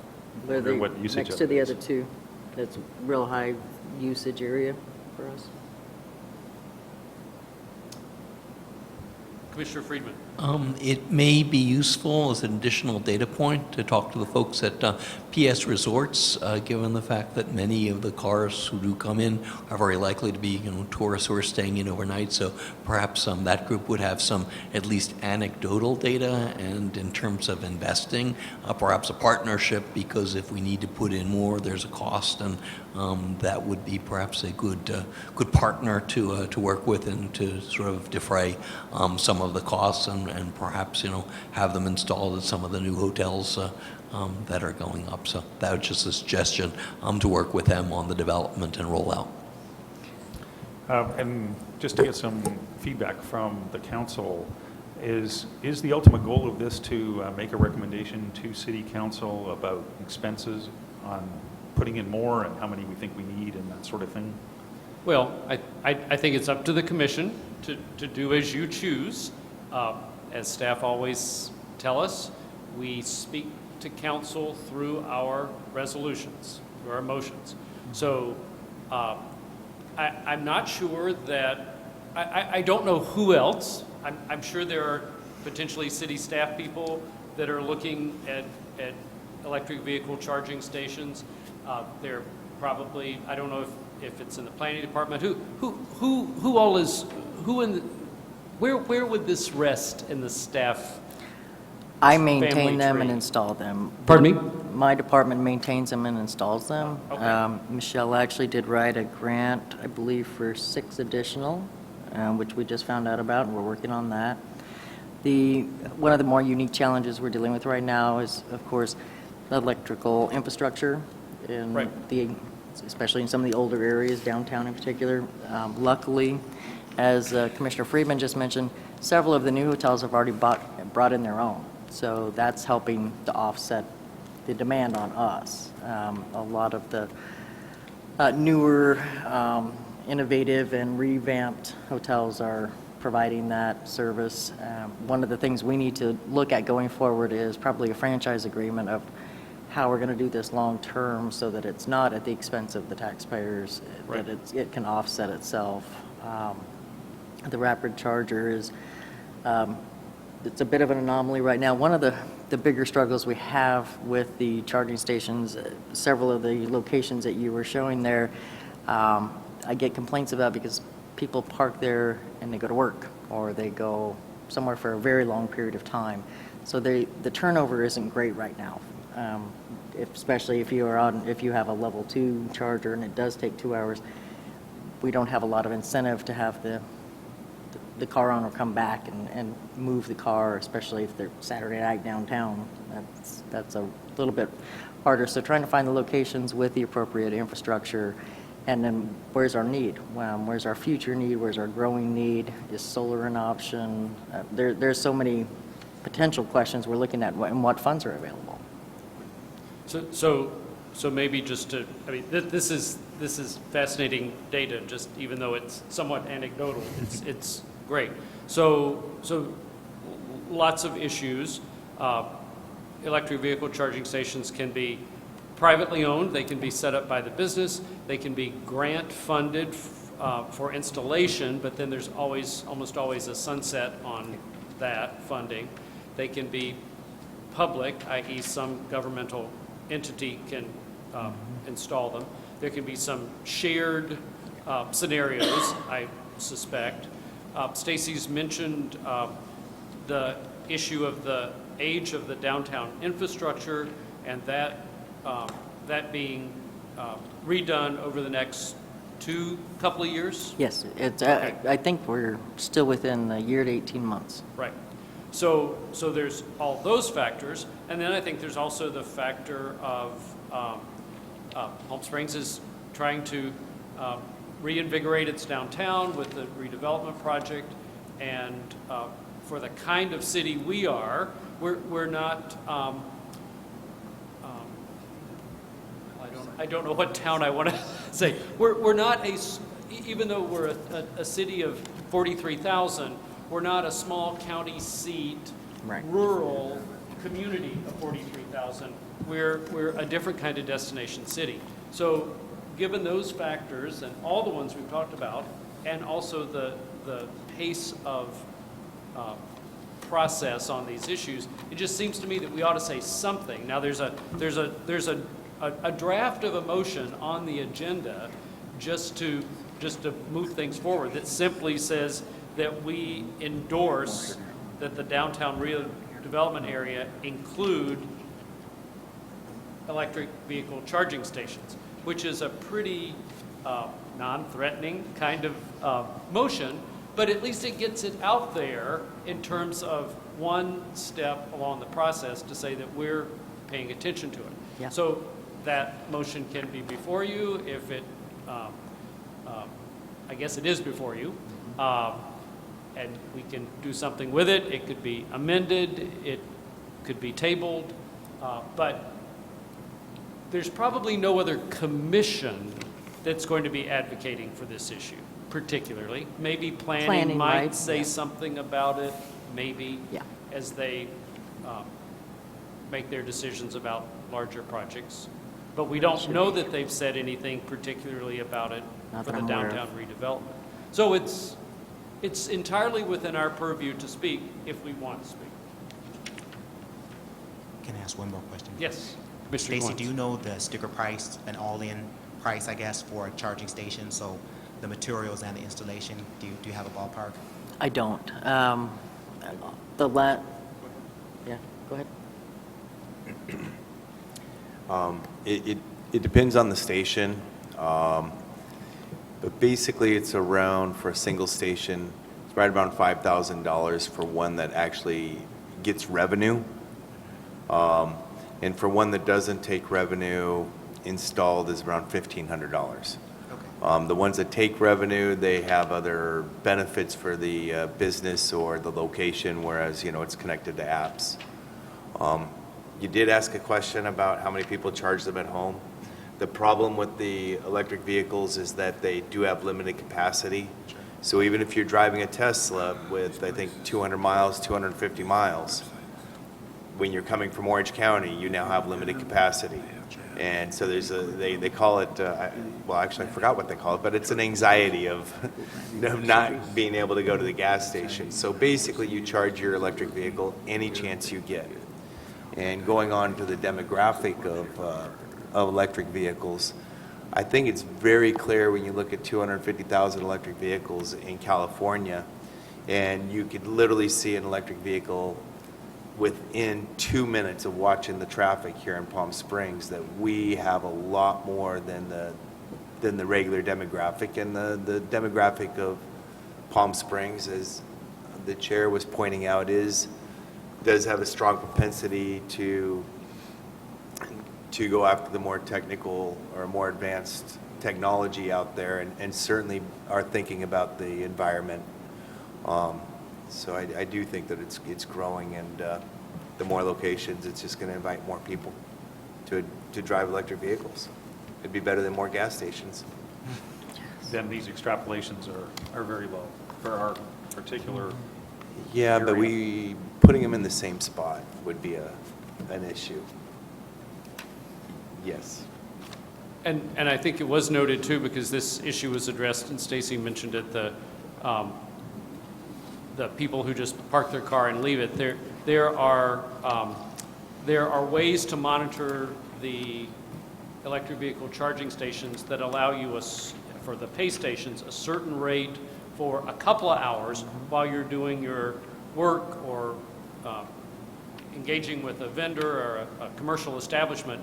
You have a 2-hour rate, then it bumps up for the 3rd hour, and by the 4th hour, it really goes up, and the 5th hour really goes up. So you're incentivized to move your car every 2 or 3 hours. And there are companies and services that could help us or help commercial entities manage that, and that then frees up for the next customer to come in and use the charging station. So I guess what I was hoping is that perhaps we could just simply move it along. We know that we can't do, we know it can't happen tomorrow particularly, but if we signal that along with downtown infrastructure improvements, that we also, and downtown redevelopment efforts, that we also wanted to see that charging stations are increased, at least in the downtown area, we could make that statement, and we might make others going forward. But so there is a motion on the agenda. Do we consider that as having had a second, or do we need to get a second? Well, I have Okay. Yes, I have a Commissioner Wang. question. Thank you. So with this motion, would it be appropriate at this time to, in addition to, asking that there be some of these stations put in, that there be some sort of feasibility study, or, just report back from staff about how much it's going to cost? Because this downtown development is happening right now. It's going to be done in a year. So if we want to get stations in there, we need to move pretty quickly on it. And I don't know if that would help to push it along, to request for some information back about where they might go, what the cost would be, some things like that. So I think, okay, yes, Commissioner Otto. Yeah, agreed. However, I think putting it on the developer to do it means that the cost wouldn't be to us. That we'd be placing it on the developer to install the stations. All right, let's put that in the motion then. And I also think that as far as the redevelopment area and, the infrastructure, I think looking into this more, we might find companies that actually want to put them in as a revenue source. So again, the cost isn't to the city. So I think that the motion is just sort of to stoke the fires of people thinking about this and considering it as they go forward. I think that's more of what the chair is asking. Well, and I think what we're trying to do is not to create a motion that has a financial impact to us at the moment, but that just gets the topic raised a notch. The motion does say established through private, public, or grant. So we're just simply saying to council, we want this looked at and addressed as a part of the broader picture of what's going on with charging stations in the city. So I'm happy. I think we can amend the motion. If there's an amendment, someone can offer a substitute motion. There's nothing, this is not carved in stone. So. Mr. Chair, if I could Yes, add. please. So we've had discussions with Palm Springs Promenade about charging stations in both the public and private parking garages of the downtown project. So keep in mind, the city currently owns and is responsible for maintaining and improving the public parking garages. So the project financing agreement that covered the costs of improving those garages didn't at that time discuss any cost for electric vehicle charging stations. So there's really no mechanism at this point to impose a condition on the developer to put them in. Right. Although I can tell you that that's something that is of benefit to them, and they're pursuing putting in some stations. Tesla, as you know, wants to put in stations for free to promote their fast charging stations for their cars, and I believe there might be some of those installed in the private parking garages that exist on that project. So, but I think you should again speak through your votes here and promote the addition of some charging stations in the city's parking garages. And we'll definitely pursue that and see how we can get that done. Well, and I think we all realize that lots of things are way down the road, and you can't go back and impose something on a developer, but we also know that, certain sorts of commercial entities want to draw a particular customer, and their market research has told them that those customers drive electric vehicles. So just sort of highlighting that and a receptiveness on the part of the city to help accommodate that, there could be some win-wins all around. And I guess that's what I'm hoping we might achieve. And it's even gone so far as talking about where we locate these, because in the past, we've given prime spaces to electric vehicle charging stations, and now we're considering the fact that really we should give the less desirable spaces to those stations, particularly if they're for free. Yeah. And so, and I would welcome that maybe But if now or in the future. Starbucks wants to pay for their own station, they might want it to be Correct. close to their outlet, I guess. So, all right, so here we Just are. need a second. Pardon me? Just need a second. We need a second if we want to move forward, otherwise we'll let it go. Friedman? All right, we have a second from Commissioner Friedman. So there's a motion, there's a second. Is there other discussion? Clarification on the motion. So the motion is as it reads currently in the agenda? It is, Okay. unless someone makes a amendment or a substitute. I just have a question. Commissioner Clark. It does say the downtown redevelopment area. Does that limit it? Because we were talking also about when the infrastructure downtown is improved, maybe there might be other areas where there could be charging stations. It says what it says. If we want it to be a little more inclusive, we could say that the downtown redevelopment area in particular and citywide have new EV charging stations. We could somehow make it a bit more inclusive if that's what you want to do. Future developments could be added in. Pardon me? Future city developments could be added in. Well, yeah, I guess I future city think right now you're developments- targeting this, so as you said, you can make other resolutions as you Yep. go, but right now I think this is your target. Yep. Did you have something you wanted to say? I don't want to put words in your mouth, I don't feel Commissioner that Clark. strongly about it, but since there was discussion about the downtown infrastructure in other parts of downtown, I thought it might be useful to broaden the statement. Okay. Why don't we, pardon me?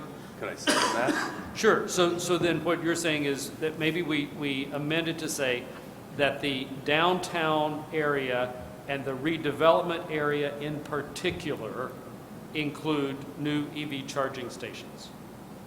Is that what you're trying to get at? Yes. Okay. All right. So we've had a motion to amend as I and Commissioner Clark stated. Is I think Commissioner future Otto developments- wanted to second it. Is that what I understood? Yes. Yes? All right. So all in favor of that amendment to this motion, say yes.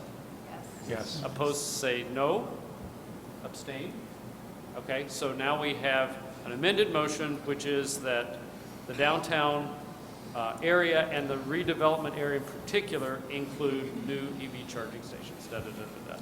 So it's been moved and seconded. I want to ask again, any other questions? Yeah, before you Ma'am. finalize that, let me motion that I have that the downtown redevelopment area and future developments include new EV charging stations established through private, public, or grant funding. Well, that wasn't exactly what Commissioner Clark said, but maybe that's what he wants. I mean, I think we were just speaking to the downtown core in particular, whether it's a new development or a resurgence in a part of downtown. Commissioner Clark, you... Yeah, the only thing I would suggest to what Stacy said would be, if we're thinking about just the downtown area, to say future downtown developments rather than just city developments. Not citywide, which sort of makes sense. Okay. You know, Okay. if the city's doing a dump or something. they All should right, have- so let... The we'll have- existing and future downtown developments? Yes. Okay, Does that work? let's have staff reread this so we all know what we're voting on. That the existing and future downtown redevelopment projects include new EV charging stations established through private, public, or grant funding. Okay. All right. I want to be sure that everybody's happy that that's the amendment they believe they voted on. Right? I think they are. Want to take, And so... wanna do another vote? So we are going to vote on the amended motion as read by staff. See no other questions. All in favor, say yes. Yes. All opposed, say no. Abstain. And motion passes, and so we're sending a signal of interest and advocacy to council by this motion, so. All All right. spearheaded by Marcus. And Marcus is going to carry that word, he and Stacy. All right, great. Before All we right, move on. is there, pardon me? Before we move on, just in case if anybody wants to do any further looking into some of this, there's a couple of EV charging station websites you can go to check out where the charging stations, actually they have maps and they show where the maps are, where the charging stations are. If you click on those stations, it'll give, will leave comments, especially if they're a member of a group like PlugShare or whatever, and they'll say, whether or not it's working, how they like it, how fast it's charging, and stuff like that if you want to go into it. It's plugshare.com or evchargernews.com. You can check those out, and they will give you more information. Was there anything else, Rob and Nate, on item one? Two quick things. On that, Dan, I took a look at some of these, and they aren't very good about getting you down to the actual level of, okay, now that you're at the location, where are the charging facilities? True. And the city could really help with that with better signage, because the signage is not very good at the facilities either. So that's a very short-term thing that the city could do if it's trying to maximize the usage of these things right now. And then my only other question is then, does the council have any direction for me about carrying this forward anyway to do some more work on this and report back next month? Is there anything specific? Again, I can go to the tribes and see what they're talking about with their facilities. I could go to the downtown hotels and see what they would. Stacy, would that be of use or interest? Yes. Okay. For me. Okay. As much collection data gathering that we can, it all goes towards grants, not to mention this commission being the voice of the council of the citizens. This is what we think we have, and this is where we think we want to be.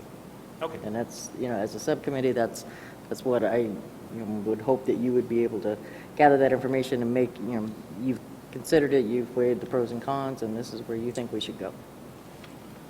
And perhaps if somebody on council notices that we said this, they may ask us to do something in Yes. particular through staff. We may get a message back to carry this forward a bit, so. Okay. Okay. I'll take that as an action item then for next month. All right. I was just going to express my appreciation because you really hit on the one thing that I was hoping to get for the next meeting, and that is the number of charging stations, if any, in the new parking structure by the casino. So thank you. So we may want to put this back on just for an update next month. Okay? All right. Item 3, new business, was related to an email from Commissioner Otto. There is an ongoing bike drive that is donated bicycles that are then refurbished. Nate can speak to it. And in the past, we've had more involvement, in some ways, having the Sustainability Commission or the city attached to it gives it some new credibility or renewed credibility. Nate, why don't you speak to it? So in the past, we were asked to accept donations at our facility. And the bicycles they went to the Boys and Girls Club. Since then, our facility is now the the location where people take bicycles year-round to be given out. So May is Bike Month, and so we do it every May. Last year, most of the bikes were adult bikes, so we took them down valley. They are used. We are putting them back together in sort of Frankenstein style. When we get, kids' bicycles or whatever, we bring those to the Boys and Girls Club of Palm Springs. When we have just a huge thing of adult bicycles, they've been going down valley to help out down there. Sunline is donating bicycles, I think, next week. What today is? Maybe Thursday or Friday. Actually, they're donating the bicycles. And so the press is going to be there, and I just thought it was a good way for the Sustainability Commission to be heard, or to people to hear about the Sustainability Commission and just say that, they're behind this or something of that sort. Just a talking point, but just being able to say the Sustainability Commission and just have people hear that again is just better for brand awareness. I know that we're not a brand or selling anything, but we do want people to be aware of us. And so that's all I was saying. If the commission wanted to endorse that we were taking bicycles and fixing them up and giving them out, they can. It isn't anything that, it isn't a profit thing by any means or anything that's dealt through the normal means of business. And it is not a sponsorship. There's not a financial expenditure on the part of the commission. So, questions?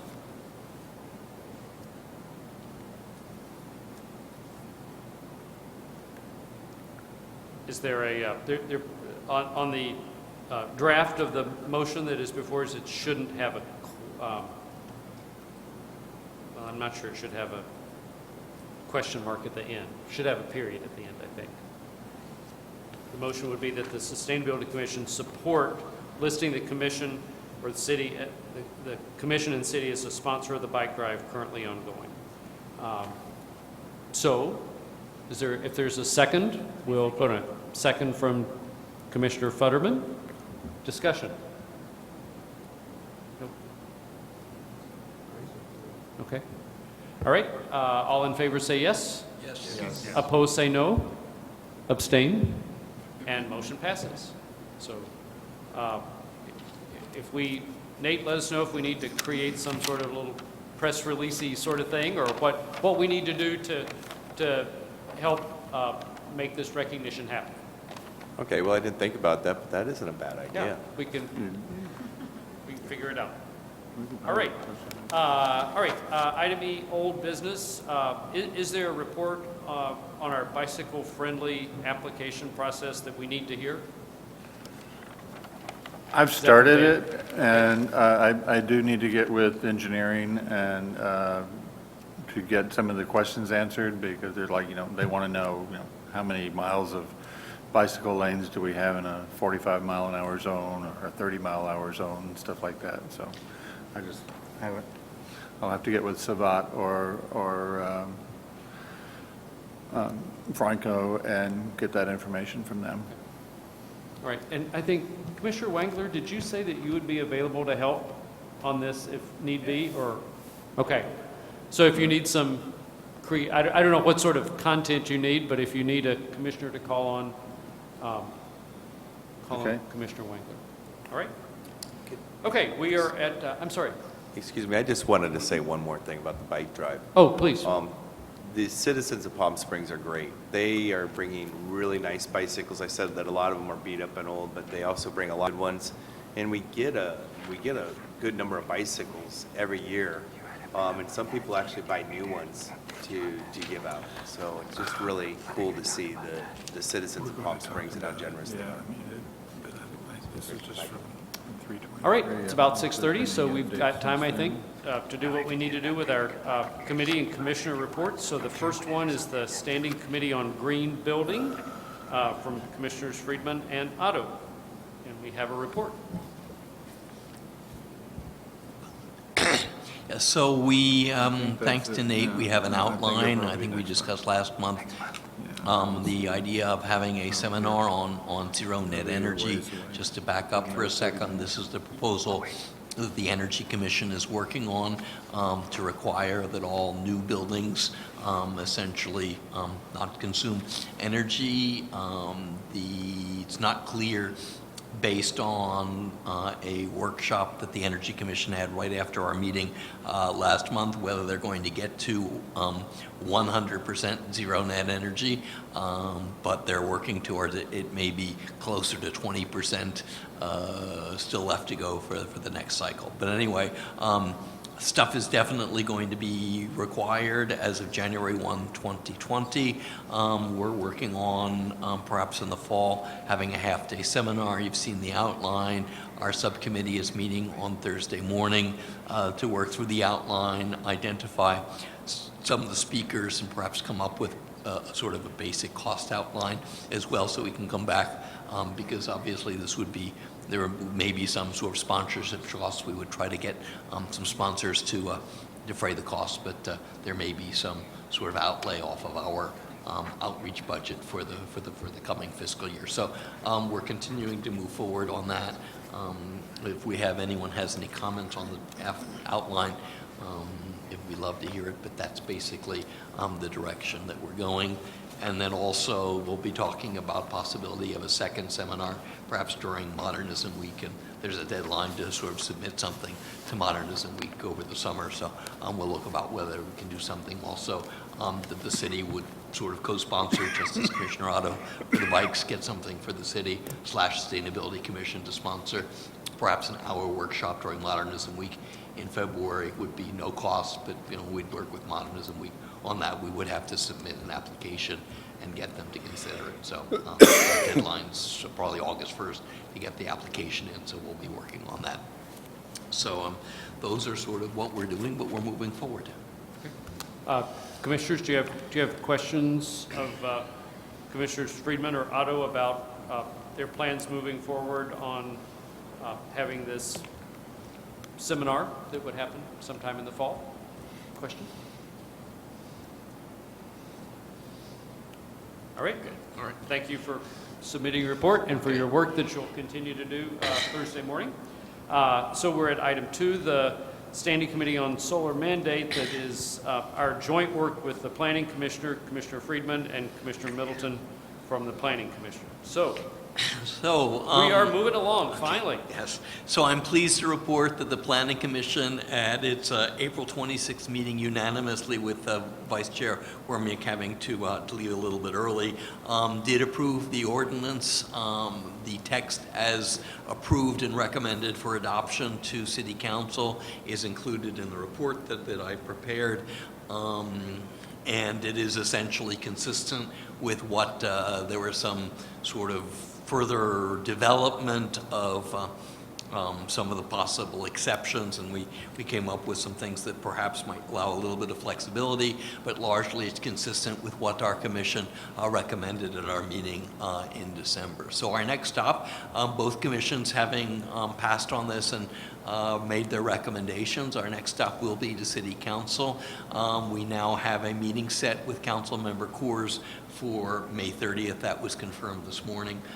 So we're set there. Commissioner Middleton and I will meet with him, present all of the information and the drafts that we've prepared, and obviously it's up to council city manager to schedule something, but we hope we can get to council June or at the worst case, July.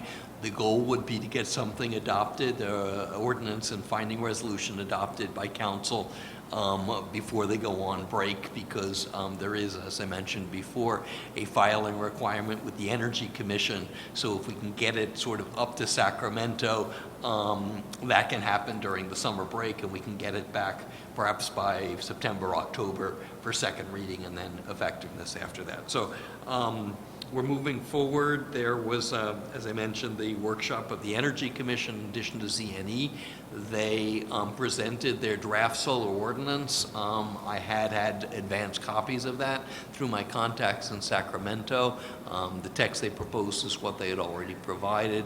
And the result of that, because I had the advanced copies, is that what the Energy Commission is recommending or suggesting for cities that want to move ahead, what will be required in 2020 is in line with what we proposed for Palm Springs. So we're fully aligned with the state's objectives and goals, and they've been quite supportive. I've had a lot of good input from folks in Sacramento that would be quite interested in seeing Palm Springs move forward with this. The city of Fremont became the 7th California city to adopt a solar ordinance a few weeks ago. But these are all in the Bay Area, and we all get a lot more sun than there. So we're hoping to get a little bit more there.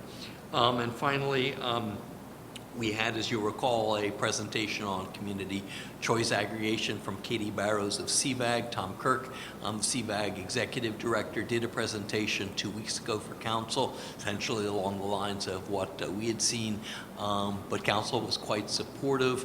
One of the points that he raised, which is in the materials that we had, is that generating more solar energy in Palm Springs means, together with CCA, that we can sort of consume locally produced solar energy. The electrons will move wherever they do. It's a virtual, but essentially you would be able to select, as Ms. Barrows mentioned, you could select a 100% green energy, and the more that we produce, the more that would be available for that. So it all ties in quite well together. And when I meet with council member Course, I'll ask whether there's any input from our commission that city council would sort of feel helpful. They do seem to be positive about this. Maybe they don't need us, but if they do, then I'll bring that back next month to council, to commission. Questions of Commissioner Friedman on this topic? I'll ask Marcus a question. Marcus, your crystal ball, do you think the solar ordinance will get to council before August? As you know what's queued up for the June, July meetings, the ordinance that Planning Commission and Sustainability have been working on. Do you think that'll happen, or is that up to David? Maybe. I don't Maybe. want to commit to it. Okay. Because council goes dark in August. Right. So, Right. the June council agendas are already stocked full. So Okay. I guess I need to get a better update and work with you on where we're at with that. Yeah, I'm happy to do that. The ordinance is drafted, the staff report is drafted.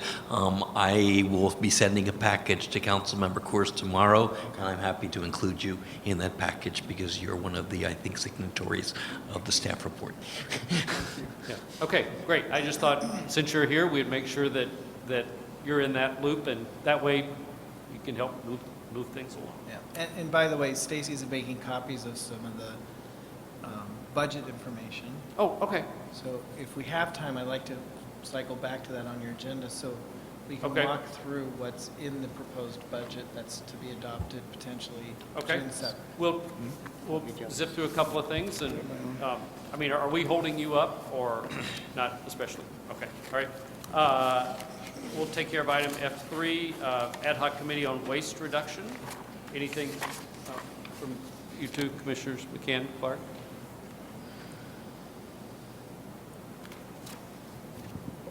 I'm not. Last month, I spoke a little bit about battery recycling. I did a little bit of follow-up on that, They're still but working nothing on it. significant. And Okay. I think now that we've established a subcommittee, we'll just fold that activity Oh, into okay. the subcommittee. Okay, all right. Starts And you'll at be able to 5, and then it restarts create an agenda for a subsequent for meeting and work on the that. All right. sustainability at Item 1. 4, Ad hoc Committee on Film Series. Also Commissioner Clark and Futterman. Anything we need to say about that? I guess that's This is kind the- of drawn to a close. The last one is on the 27th, so it's called The Messenger. It's supposed to be a really great film about birds, I think. So everyone's encouraged to go and get everyone to come because they haven't been super highly attended, so it would be great. Okay. May 27th, which is Memorial Weekend. Correct. Yeah. Okay. And Daniel printed out some flyers, which I'll bring to the camera. Okay. Great. All right. We're at the revised agenda item F5, which is the report on the ad hoc committee on leaf blowers, and you did get a report from Commissioner Clark about our most recent examination of those electric blowers. So, Commissioner Clark, if there's anything you want to speak to on that report. I really think there's anything to add. The city has had good experience with trying out the steel leaf blower. One thing that they have found is that they only get about 48 minutes on a battery charge. And we had been talking before about up to 5 hours on the battery for that particular model.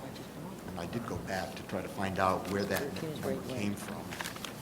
And in a discussion I had with a Steel Corporation technical rep in October, he did say that some private landscapers were getting up to 4 hours on a charge with that particular battery. I think the difference is that what the city is doing is it's continuous use. They're blowing large areas of street downtown, whereas private landscapers would be doing some blowing at a house and then stopping and doing something else and so forth. But I'd like to talk to the steel rep and find out more about their experience with the battery life. And the other significant thing just to report is that tomorrow night there'll be a first reading of the ordinance on leaf blowers at the city council. Right. So that is before city council. If you're interested and want to watch it on TV or be there, the first reading of the leaf blower ordinance is tomorrow night. Questions of Commissioner Clark? All right. World Environment Day. Is there a report that we need to hear tonight? Commissioners Futterman? Wayne? Yes. Okay. Yes. Well, I'd like to share first just the confirmed participants. So we have Joshua Tree National Park coming down. We have the Santa Rosa San Jacinto Mountains National Monument, the Wildlands Conservancy,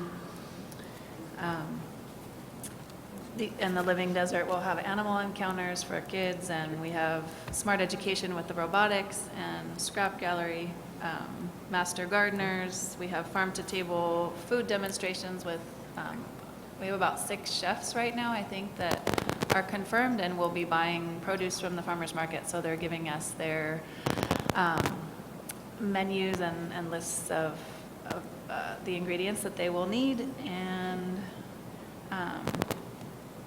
we have Hot Purple Energy, who has also sponsored our billboard, which is going up shortly. So, and we have the Sustainability Commission written because we need to get our logo improved, I guess. And also for the city of Palm Springs, it would be great if we could work on getting those higher resolution for future publications that need that.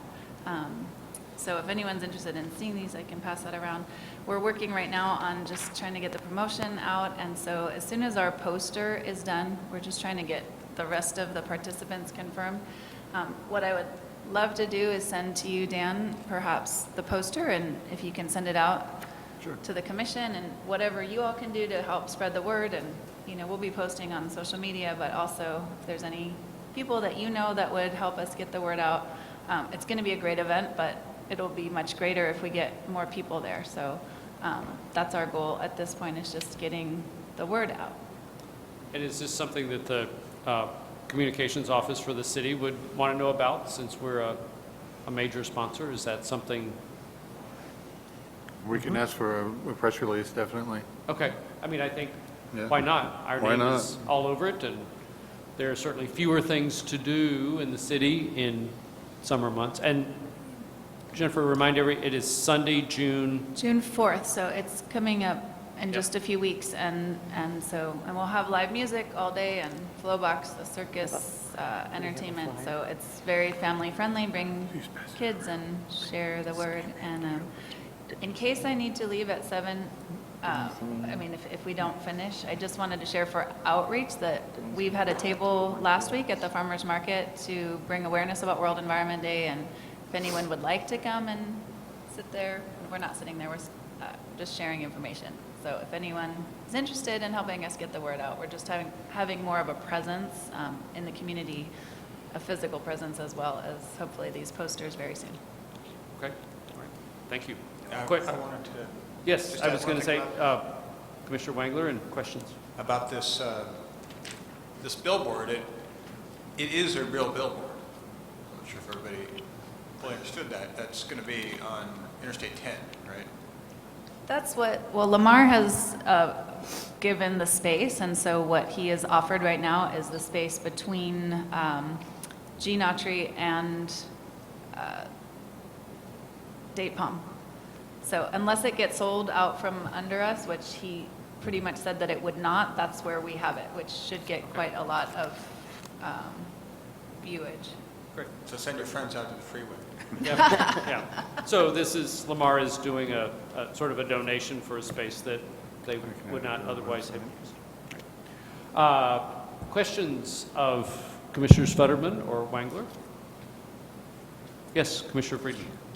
In our solar discussions, one point that had been raised from one of the stakeholders was whether Palm Springs could do more to promote the PACE programs as a way of sort of people sort of knowing that there's financing available for some of their energy efficiency improvements. So perhaps it might be possible to follow up with Victor Hunt of Y-Green just to see if maybe he has some brochures that you can put on a table or something like that. So And I'm he's happy welcome to have a table too. Pardon me? He's welcome to have an exhibitor table too. Okay, can I just send you his contact details? Yes. Great. Other questions? All right, why don't we take our budget time, and then we'll come back to item 7, if you're ready. I broke the copier. Okay. Okay. What do we want to wait another couple of minutes till the copier is unbroken? We're still working on it there. This is one set? One set for right now. Oh, lovely. 6, 1, and then 1 projections. Okay.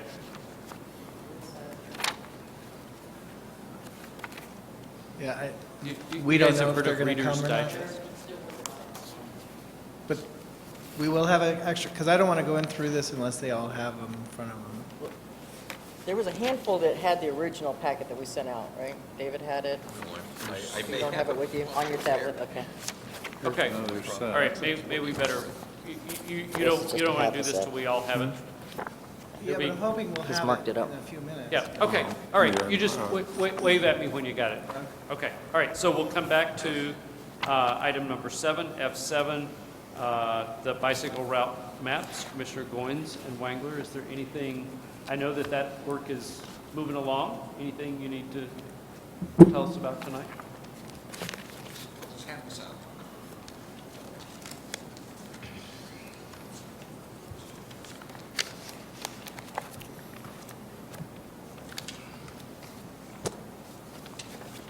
So, yeah, we had a meeting a couple weeks ago, I guess, or last week. And just kind of getting down to refining the changes we want to make to the map and getting it ready to go to a graphic designer and get us a draft of that. So what I printed out here is just some bullet points of some of the things we discussed and recommending for updating the map. So probably most significantly, I talked about last time, color coding the different types of classes that exist, class 1, class 2, class 3, the path, the lane, and the route, and eliminating the word trail from the map is kind of confusing. And maybe using a term instead of trail, a term like bikeway. So you do see that a lot. Oh, yeah. And this map that's being passed around is from engineering. It's a couple months ago, and it just shows some of the projects that have recently been completed and are due to be completed by class. That's what the C1s and C2s are all about. So you can pick your favorite part of town and see what has either happened recently or is coming up soon.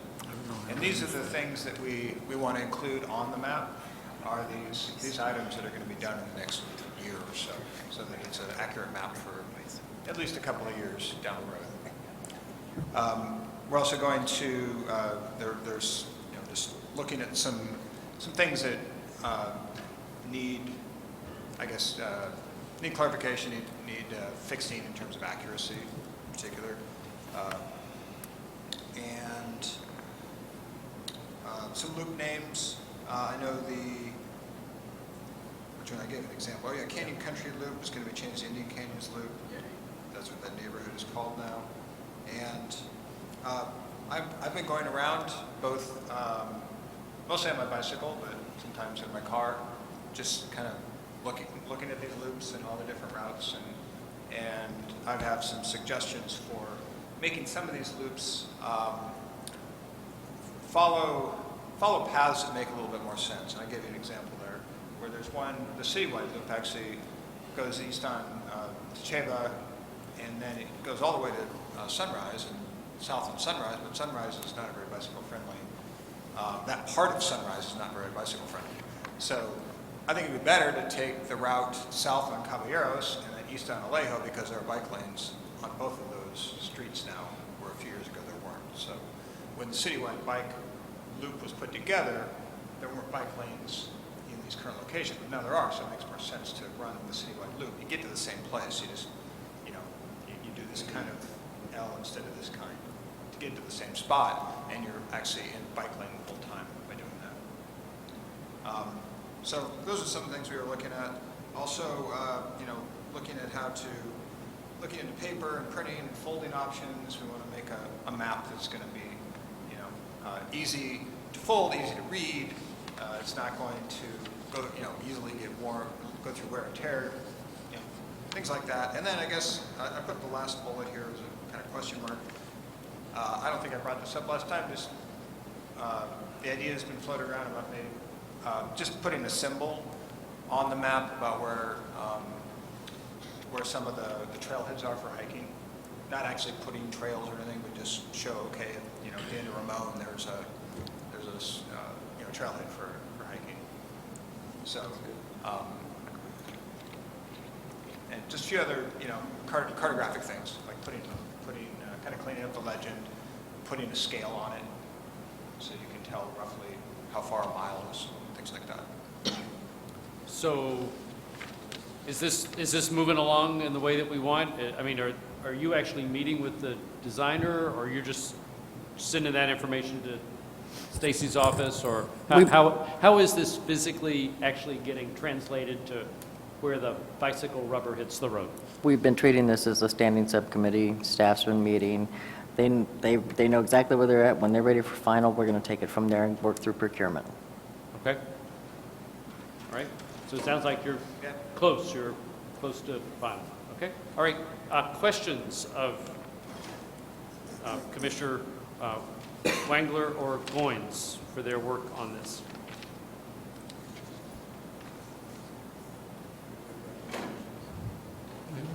Yeah. Oh, yes. Commissioner Gauthier. This seems like a great amount of work. Thanks for doing it. I do think that this idea of putting all the bike racks and corrals on the map is going to make it pretty cluttered. I noticed that you kind of said that was sort of the condition on considering It's that. got to be readable at the same time. Yeah. So if it's too crowded downtown, we don't put them all there. Just put, But the downtown section does have a blow up on the backside of the map where we can put more of them on that. Yeah. Well, and if they do fit, it would be nice to highlight some of the new artistic bike racks that are going on. Other questions? All right, let's do our last, or the next item, 8, and then we'll circle back to the budget. Anything on F8, active transportation or pedestrian planning? Granted, we just made you a standing committee, so that's a new thing, but anything tonight? Sorry, Commissioner Kibbe is not here because she is, well, we sort of tasked her, I was going to say tasked herself, but she was going to do a little bit of outreach, so we should have a more extensive update next month. Okay, all right, that's fine. All right, let's, looks like we've got lots of piles of paper. So, Before I start, I just want to take 1 minute to introduce our new city engineer, Tom Garcia. So Tom joined the city May 1st, which helps me out a lot because I've been doing double duty. So I want to welcome Tom Garcia, and I don't know if you want to say a brief word or you just want to wave and say hi. hi, Tom. Welcome. Welcome to Palm Springs. So this is our finance reports that show, and I'm going to go through this way, so they flip this way. Right. So what you'll see are actual expenditures by date, but really focus on the column, budget column, and then the balance column. And so starting with the recycling fund, and if you have this sheet, the summary sheet, I think you have these. The one sheet that's color, which is what's actually proposed in the budget. We didn't copy that. That was in your packet. No, it wasn't in your packet? It's in the packet, but a lot of them don't have the packet, so. Never mind. 138, 125. 125. So Fund 125. So the recycling fund, as you know, is entirely derived from a fee that's charged through the trash rates, and it only generates about $138,000 a year. However, the fund has established a pretty sizable reserve that's available for recycling programs, and so that fund can be used for various programs that fit the mold of recycling and solid waste reduction and diversion. And for the most part, to be honest, we haven't really utilized the recycling fund. And so when we talk about the fact that this commission really has limited resources in the sustainability side, you might want to start focusing on where we can utilize this commission for programs that fit that mold of the recycling program. So just quickly going through the recycling fund expenditure sheets, my handwritten scratch on the right is just showing you that, for example, we had $600 budgeted for office supplies. We've not spent one penny. That $600 will flow to the reserve, or so the numbers on my right that I wrote on the right, I'm projecting will be available and be basically moved into the reserve for recycling programs. So if you flip up, we budget $1,500 out of recycling for dues and subscriptions. Again, we have had no expenditures out of that, and we are still projecting to budget that amount again, but we're not going to continue the $1,500 that's available because that just would double what we don't spend. So as you think about this, if you see that you don't want $1,500 budgeted for dues and subscriptions, as an example, or $8,000 for printing and publishing, let us know.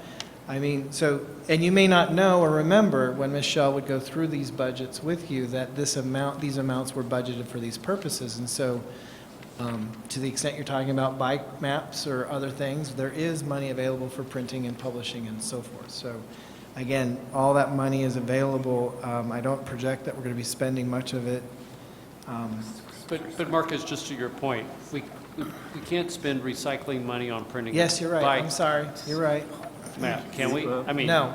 You can, if you put an advertisement in whatever you're printing showing recycling, something to do with recycling. To the extent you're doing printing or publishing is what I meant that. Yeah, that- right, But okay. you're right. Thank you for clarifying Okay. that. So certain costs are just automatic, obviously insurance and admin services and benefits and so forth, but getting into the program services, so if you flip to page 7, where I have the 8869 written, that's just an unscheduled capital project holdover for any kind of program that you might want to spend that on. But we do have some established programs, and they're simply not being utilized, and I don't know how we can better promote how we were going to spend funds for these programs, like the plastic recycling program, 21,000, which we actually only spent the 700 for the film series out of that. Trash and recycling receptacles, 10,000. That hasn't had any spending from it. Very little. Computer recycling program, 10,000. Our household hazardous waste program is actually very active. Our Sharps program is paid, and our shredding program is paid out of that, and we will continue those programs. So that's really all that we're doing through the recycling fund side of the commission. So the $60,219 is essentially funds that I think will be carried over and can be deposited back into the reserve. And so if you had this sheet, what we're projecting in the budget for next fiscal year is at the start of the fiscal year, we'll have $770,000 essentially in fund balance, but I'm thinking there's going to be another $60,000 on top of that. And then we've got basically just rolling over the budget. We show the reduction in personnel costs, and then the continuation of budget for materials and supplies and program expenses and so forth. So this side of the commission's activities is healthy. Although we have to be careful, because if we get aggressive and come up with all sorts of recycling programs and services, we could quickly deplete this $700,000-800,000, and then we're really stuck.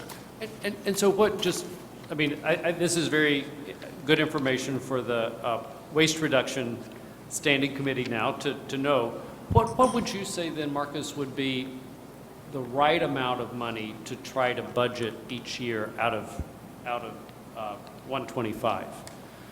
Clearly, you don't want us to budget 700,000 for the next fiscal year. That's what you're saying. But what would be the right amount?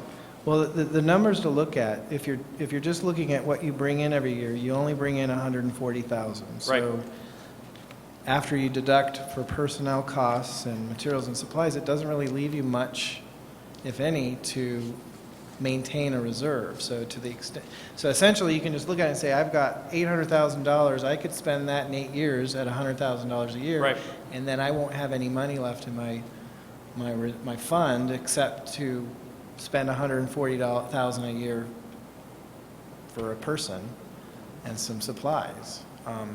And I think that's the genesis for why David was suggesting trying to avoid incurring a full-time staff right, person split between both funds, right, given the limited revenues. And that goes into a whole nother realm of, well, do we want to start exploring in the franchise agreement raising trash rates to, you know, if that's politically sensible, yeah, to generate additional funds for sustainability and recycling.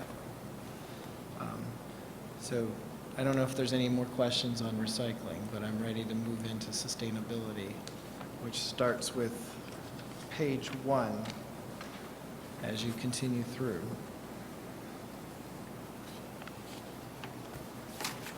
So flipping past all the personnel costs, when you get to page 5, what I've done is under the budget column, so I'm on page 5.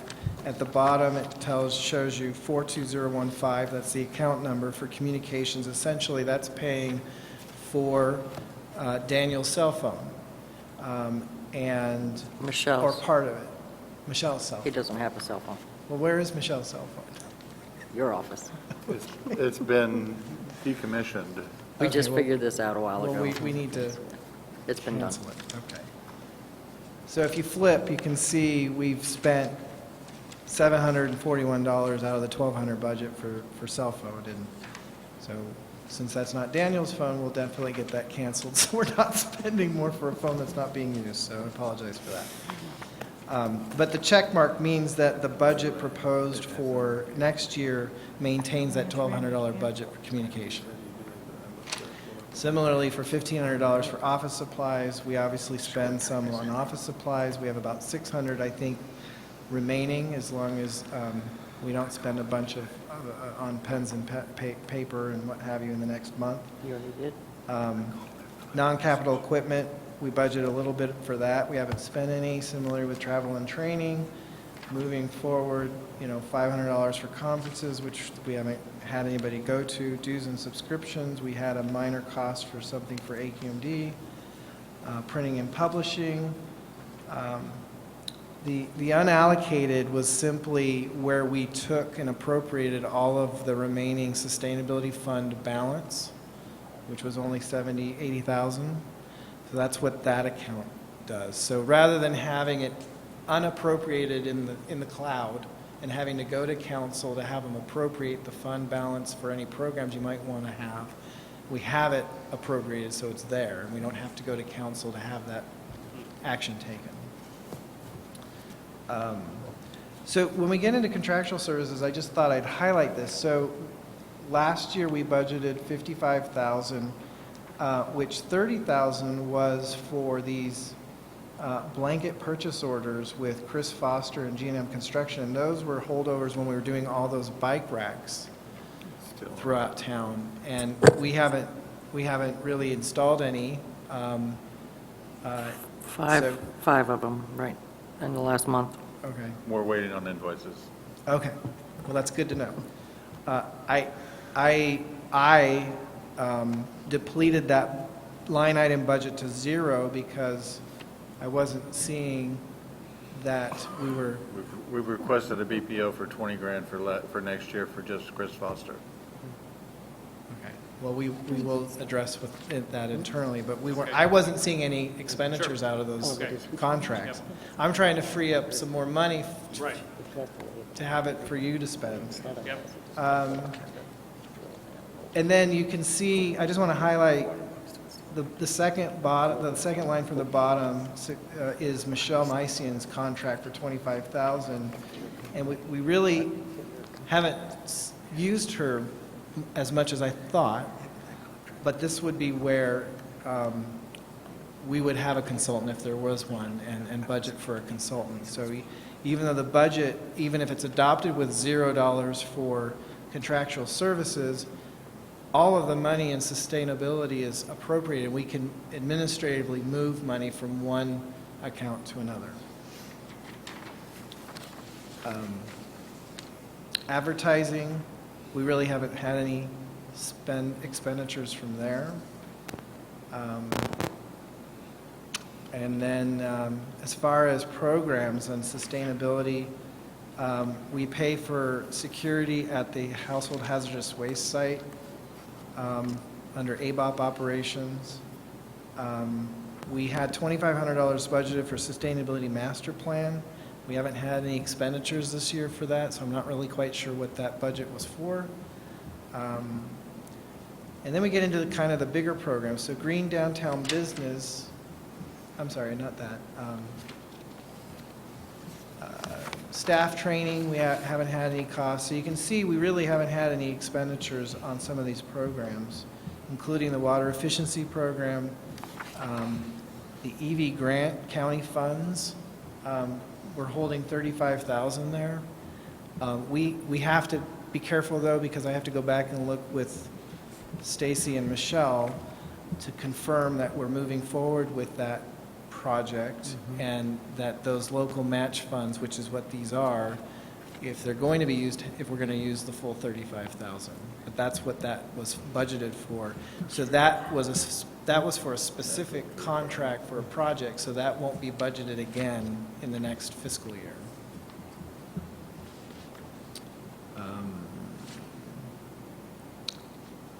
We had $500 for a lawnmower exchange program,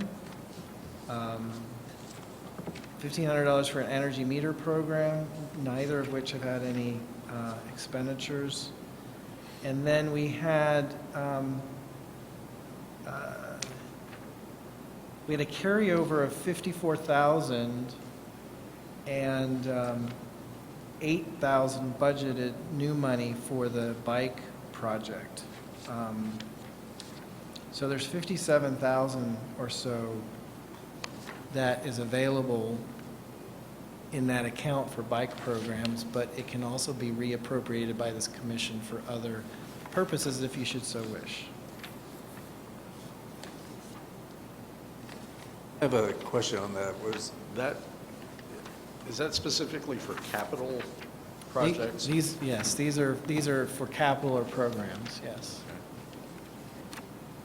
So you could arguably pay printing costs for just a bike map out of that account if you wanted to, or out of the, if there was money in the printing and publishing account under sustainability.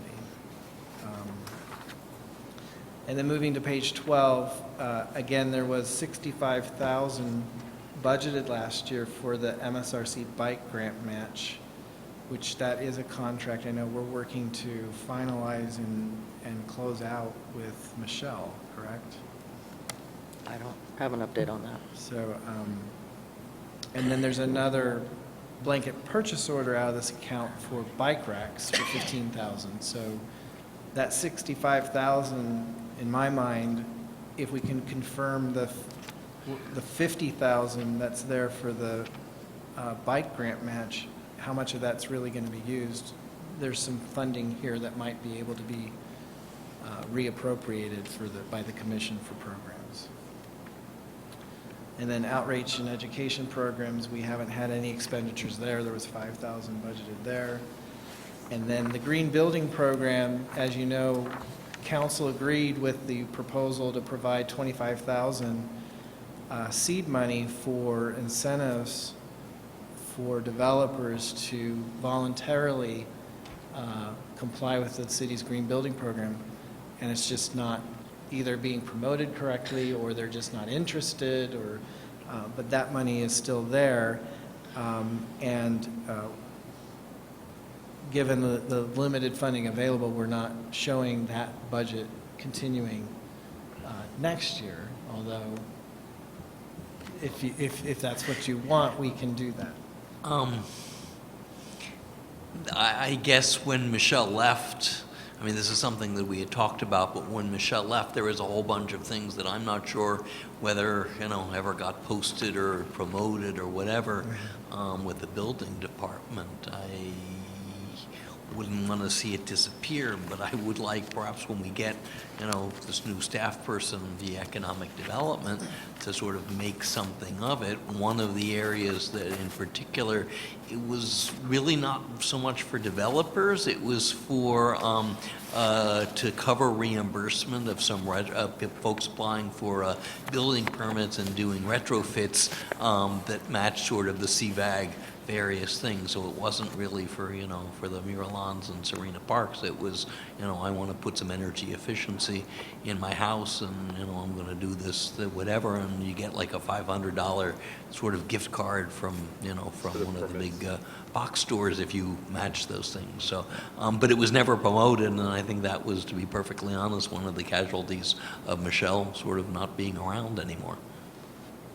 Understood. So I noted maybe 250,000 of funding budgeted this year that hasn't been used, that is available and would be added to the 9,000 fund balance that exists according to finance in the sustainability fund. And so if you had this summary sheet, it shows that through the trash franchise agreement, we only generate about $374,000 a year in sustainability funds.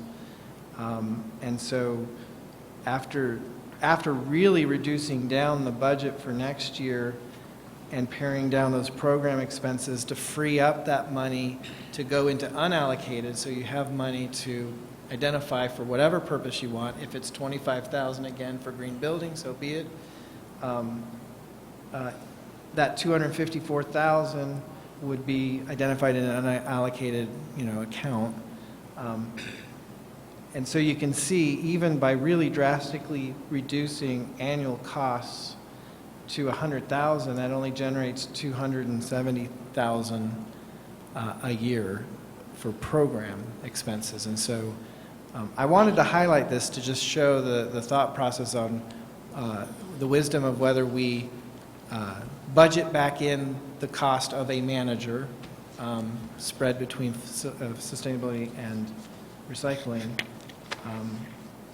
or what David had proposed was to essentially reassign this under economic and community development, which honestly has capacity in that department to help address the commission's programs and services. But what David wanted me to you tonight is that he and I are happy to work with the chair, and really whatever you see will serve you best is what we will implement. And if that's having an assigned full-time staff person, because admittedly, Stacy and I and the new economic development director obviously have other assignments and responsibilities, and so we understand the need the commission might have for a dedicated person. We just are trying to balance that with having funding for your programs and projects that you might want to implement.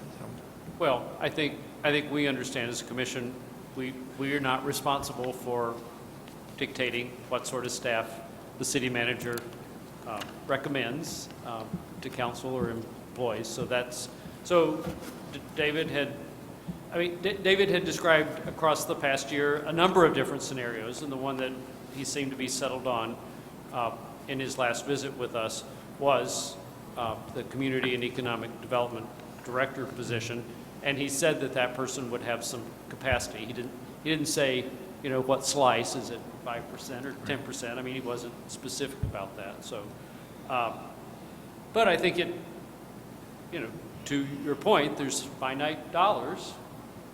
And if we want to have some funds to actually execute work that is described in the Sustainability Master Plan, we can't assume that all of that is going to come from a grant or from some other magic source beyond this. So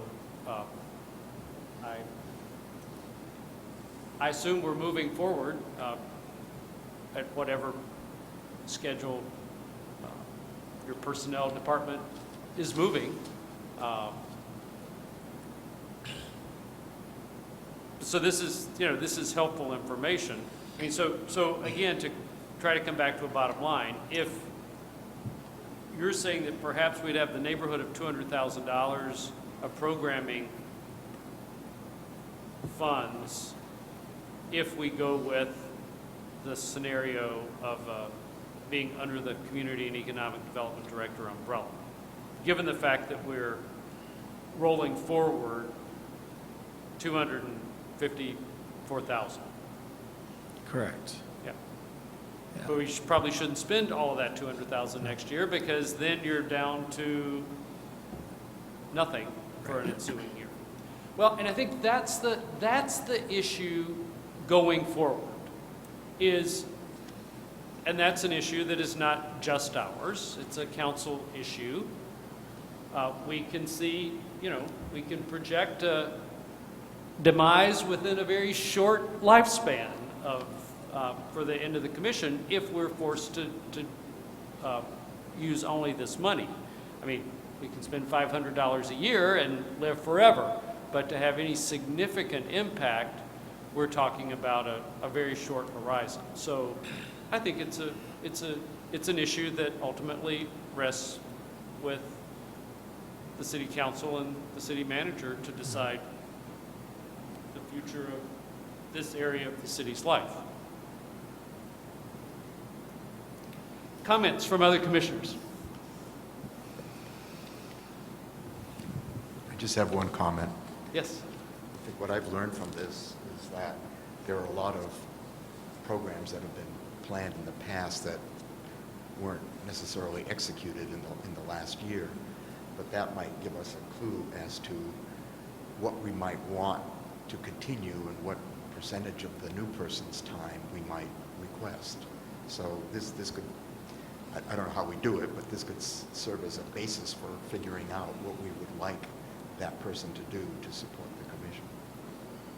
And of course, we have the master plan that is some sort of roadmap, given that we did adopt that and council adopted that. So that's one starting place for a staff person to get acquainted with our work.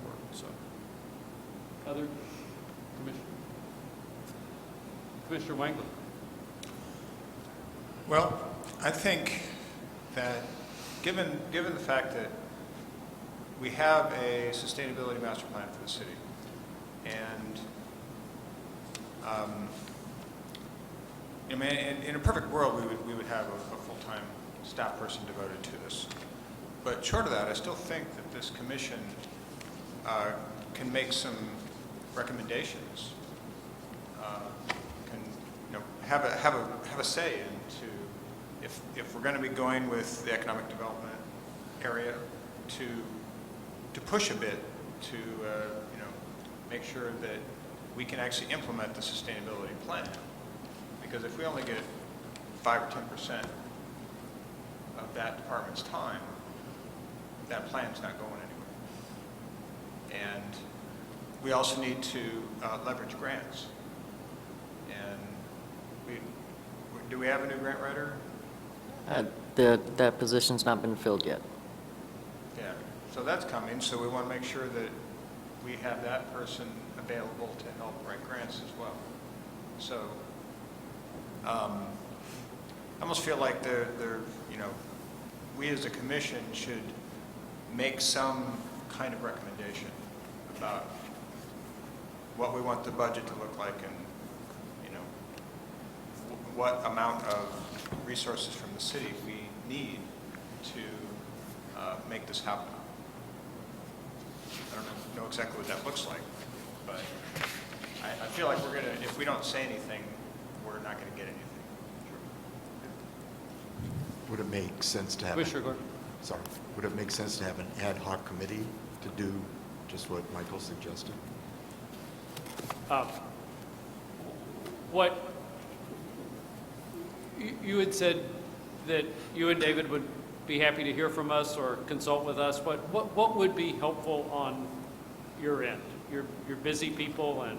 Well, since David came before you last month, I would appreciate your thoughts now. I mean, I don't know if there's consensus from the commission that it's really important to have an advocate for you full-time, just to be able to promote and implement the programs and projects that you have currently or will have in the future, or if you want to free up that money and trust that we'll be able to accommodate that through a partnership of myself and Stacy and the new economic development director. Because I mean, there's both. Even if it's in economic development, there's still going to be a need to address some of the maintenance side of the thing for maintenance. And basically, and I know David said this before, Stacy's plate's full. So there is capacity in economic development because the redevelopment agency's gone away. Next year, all of the remaining successor agency duties go to the county. So he sees that capacity there in that department. So I don't know what the consensus is of the commission of where you're at on those two models. And if there are thoughts, I'm happy to hear them. Right. I'm not sure whose hands are up. Commissioner Hopkins. If there's room in the economic development, could the council just simply say, okay, well, we are spending this money on this person in economic development, and now we're just going to put it towards a sustainability commission? Just the whole thing? You're saying that there isn't that much in economic development, that much Well, need? I meant capacity in terms of bandwidth of like staff time, not necessarily funding, but. Well, what percentage is that? Is it 75% of their time? No. 72? I don't know that I can give you a number, but just looking conceptually at what we know that department has to handle, we see capacity there potentially. So. Vice Chair Wilson. Well, I was going to ask basically the same question as Commissioner Otto, but I did take a look at the job announcement that Dan was kind enough to provide, and there are a lot of responsibilities associated with that position. So that's where I think it would be beneficial if we could get a sense of at least some allocation of hours by that staff person, or just get some sort of a sense, because I can see how that would drift pretty easily based on whatever urgent thing may come up, given the umbrella of responsibilities that And this some person's of the gonna have. capacity that exists is also other staff in that department. And so that's a part that probably wasn't clear, is that, you know, housing it in economic development means that director would in that case coordinate the commission. Obviously you still have Daniel, and then some of the staff in that department could carry some of the burden of the day-to-day implementation of what needs to happen. Alternatively, the two options are having a full-time, probably, because as it stood, this was created as its own kind of standalone department of two, Daniel and Michelle, with Michelle being essentially an exempt employee, and it probably isn't necessary that that type level person, if it was going to be an employee, be employed in that capacity. It'd be more of a program manager, you know, in this case in economic development department, or if it was staying with Stacy in maintenance and facilities. Or the option is whether it's Michelle Mycian and her consulting business, or another consultant that is now engaged full-time or three-quarter time, the budget for whatever that contract cost would be versus which is less expensive than having to have a fully burdened employee. So I think we're open to whatever the commission ultimately thinks is best for the program. Mr. Wangler. What kind of timeline are we on? I mean, is this, on July 1st, does this shift over into the economic development arena, or do we have some more time to figure this out? You have time. Even though the budget the money isn't in the budget for Michelle's position, the position's still in the allocated positions plan. So if you chose to say to us, no, we really think it's important it stay standalone and rehire someone like Michelle, there's the ability to do that, but again, it goes against having funding to do other things. But so there's flexibility. So, all right. Given that, I think what Commissioner Clark suggested might be something we look at, to have an ad hoc committee to spend a few months on this and come back and make a recommendation to the commission. We can certainly do that. I know that at one point, Commissioner Gauthier, you said you wanted to be on a budget committee. This may not have been exactly what you had in mind. If there is a team of people who would like to work on some sort of budget scenarios and communicate with the Office of the City Manager, we can do that. I would volunteer for that. Are there those? Okay. I see interested parties. Clark, Goins, Wangler. I see Gauthier. Commissioner Goins and Commissioner Clark and Commissioner Wangler who are interested in working on that. okay, thank you. Is that fine? All right? Yep. Great.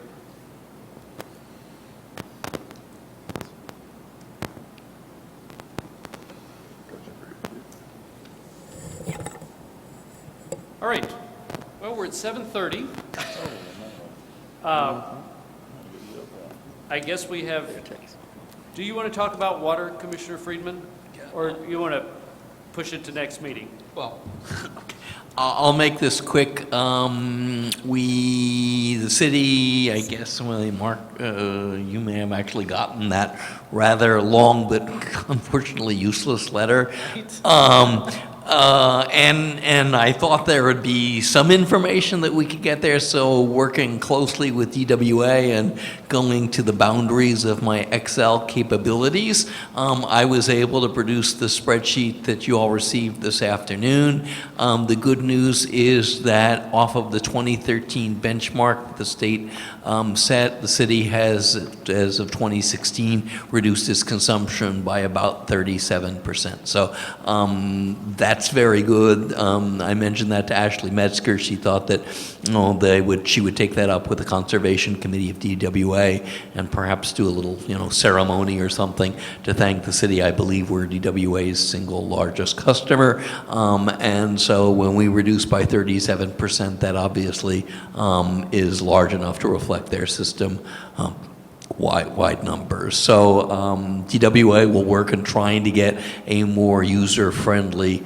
report to the city, but this was what I was able to do based on what I got. So I'd like to say it was garbage in, but slightly less garbage out, something that would be useful. 37% is a nice number. Questions of Commissioner Friedman? Commissioner comments? Item G. Commissioner Winkler. So the market manager at the Palm Springs Farmers Market has asked if we would be interested in having a table at the farmers market maybe once a month. So I just promised her I'd bring it here, see what you think, if that would be something we'd want to do to promote sustainability. And at what point do they move to the pavilion? They moved there the first Saturday in June. Okay. And is this an ongoing something, or? It can be. It could be temporary or it could be ongoing. Once a month, it could be any really, it's wide open. It could be the first Saturday of the month and the last Saturday of the month, or whatever. All right. Why don't we agendize that for a discussion? I'd like for Jennifer, Commissioner Futterman, to be here since she's our outreach person. And we can talk about that because I think it would rely upon commissioners to staff it, not staff. I think that's an unrealistic expectation. So it would be an opportunity for us to interact with the public or disseminate information during farmers market hours. So why don't we agendize that for next month? Other commissioner comments? Commissioner Friedman. Once again, also tying into the remarks that I'll be making tomorrow night at council on the task force recommendations, there's a new California Supreme Court decision on the Public Records Act that also applies to appointed officials, meaning that all of the emails that we use on our private emails are public records. I will be asking that the city consider giving appointees to boards and commissions city email addresses. I don't know whether that's technically possible. In the meantime, I've asked that everyone get some training on that, and that what we can do immediately, I think we do as a matter of course, but make sure that Stacy and Daniel are copied on all of the emails that we do, because that essentially gets that information onto the city server, and that satisfies the requirement. So the quick fix is make sure that Daniel and Stacy are copied on all information. Medium term is getting training, and sort of long term is getting email addresses. But I will be raising that with council tomorrow. Okay, we can wait on a word from on high on that. Yes, Dan. Just one quick thing. Anybody interested in watching the videos here in the convention center? You can go to YouTube and search for City of Palm Springs live stream. on your YouTube app, and you'll find it there. And you can replay this entire 2.5 hours. And you can watch it live while you're sitting here. Commissioner Goins. I just wanted to make kind of a little statement. One of the, if I'm not mistaken, economic sustainability is one of the items that's in the sustainability plan. And for the few months that I've been here, it's been kind of a concern that we haven't been dealing with that or haven't been doing anything in that area. And I wonder if we're indirectly getting there through this budget ad hoc committee. I mean, in a way, we are, what's happening to this commission is a function of economic sustainability, right? You start a commission based on recycling funds. As the recycling becomes less valuable, your revenue decreases. So in a way, maybe we'll indirectly get to working on economic sustainability, which will put us more compliant with the plan. So. I'm sorry. Commissioner Gothier, and then we'll go to Stacy. Yeah, at the last meeting, there was interest from the commissioners to hear from Jim Karpiak from the Coachella Valley Mountains Conservancy on the Prop 1 funding they have and where that might coincide with some of our interests. Stacy and I followed up with him, and he is going to come to our June meeting. Also, if anybody was able to attend the CV Link meeting this week, I'd love to hear a comment from them, because I missed it. And just to tie in, so that is, Savat was reporting on the Dunn Road. project, which was funded by the Coachella Valley Mountains Conservancy, which is Jim, who's coming next meeting to talk about all their work in a more comprehensive way. So, Stacy. I actually wanted to congratulate you and let you know that Ramey and Associates, who were the company that was consulted to create your sustainability master plan that was adopted in 2016, submitted and received an award from the APA Inland Empire in the Innovation in Green Community Living. Yes. So our master plan won them an award. They're now asking permission to submit on a state level. Right, now they're, yep. So I'm going to send them some sort of letter of endorsement to help them compete on the next level. I may consult with Vice Chair Wilson on how to write city speak. They're asking for all commissioners' contact, just so you know. So I wanted to make sure Okay. you were all aware Great. that that's who they were. Great. Other commissioner comments? I think we've about had the longest commission meeting in the last couple of years. So if there's a motion for adjournment, we will adjourn to Tuesday, June 20th, back here in Joe. Primrose. I'll make a motion. Moved by Commissioner Otto, second by? Second. Second by Commissioner Gothier. All in favor of adjourning, say yes. Yes. Opposed, say no. Last- And we are adjourned.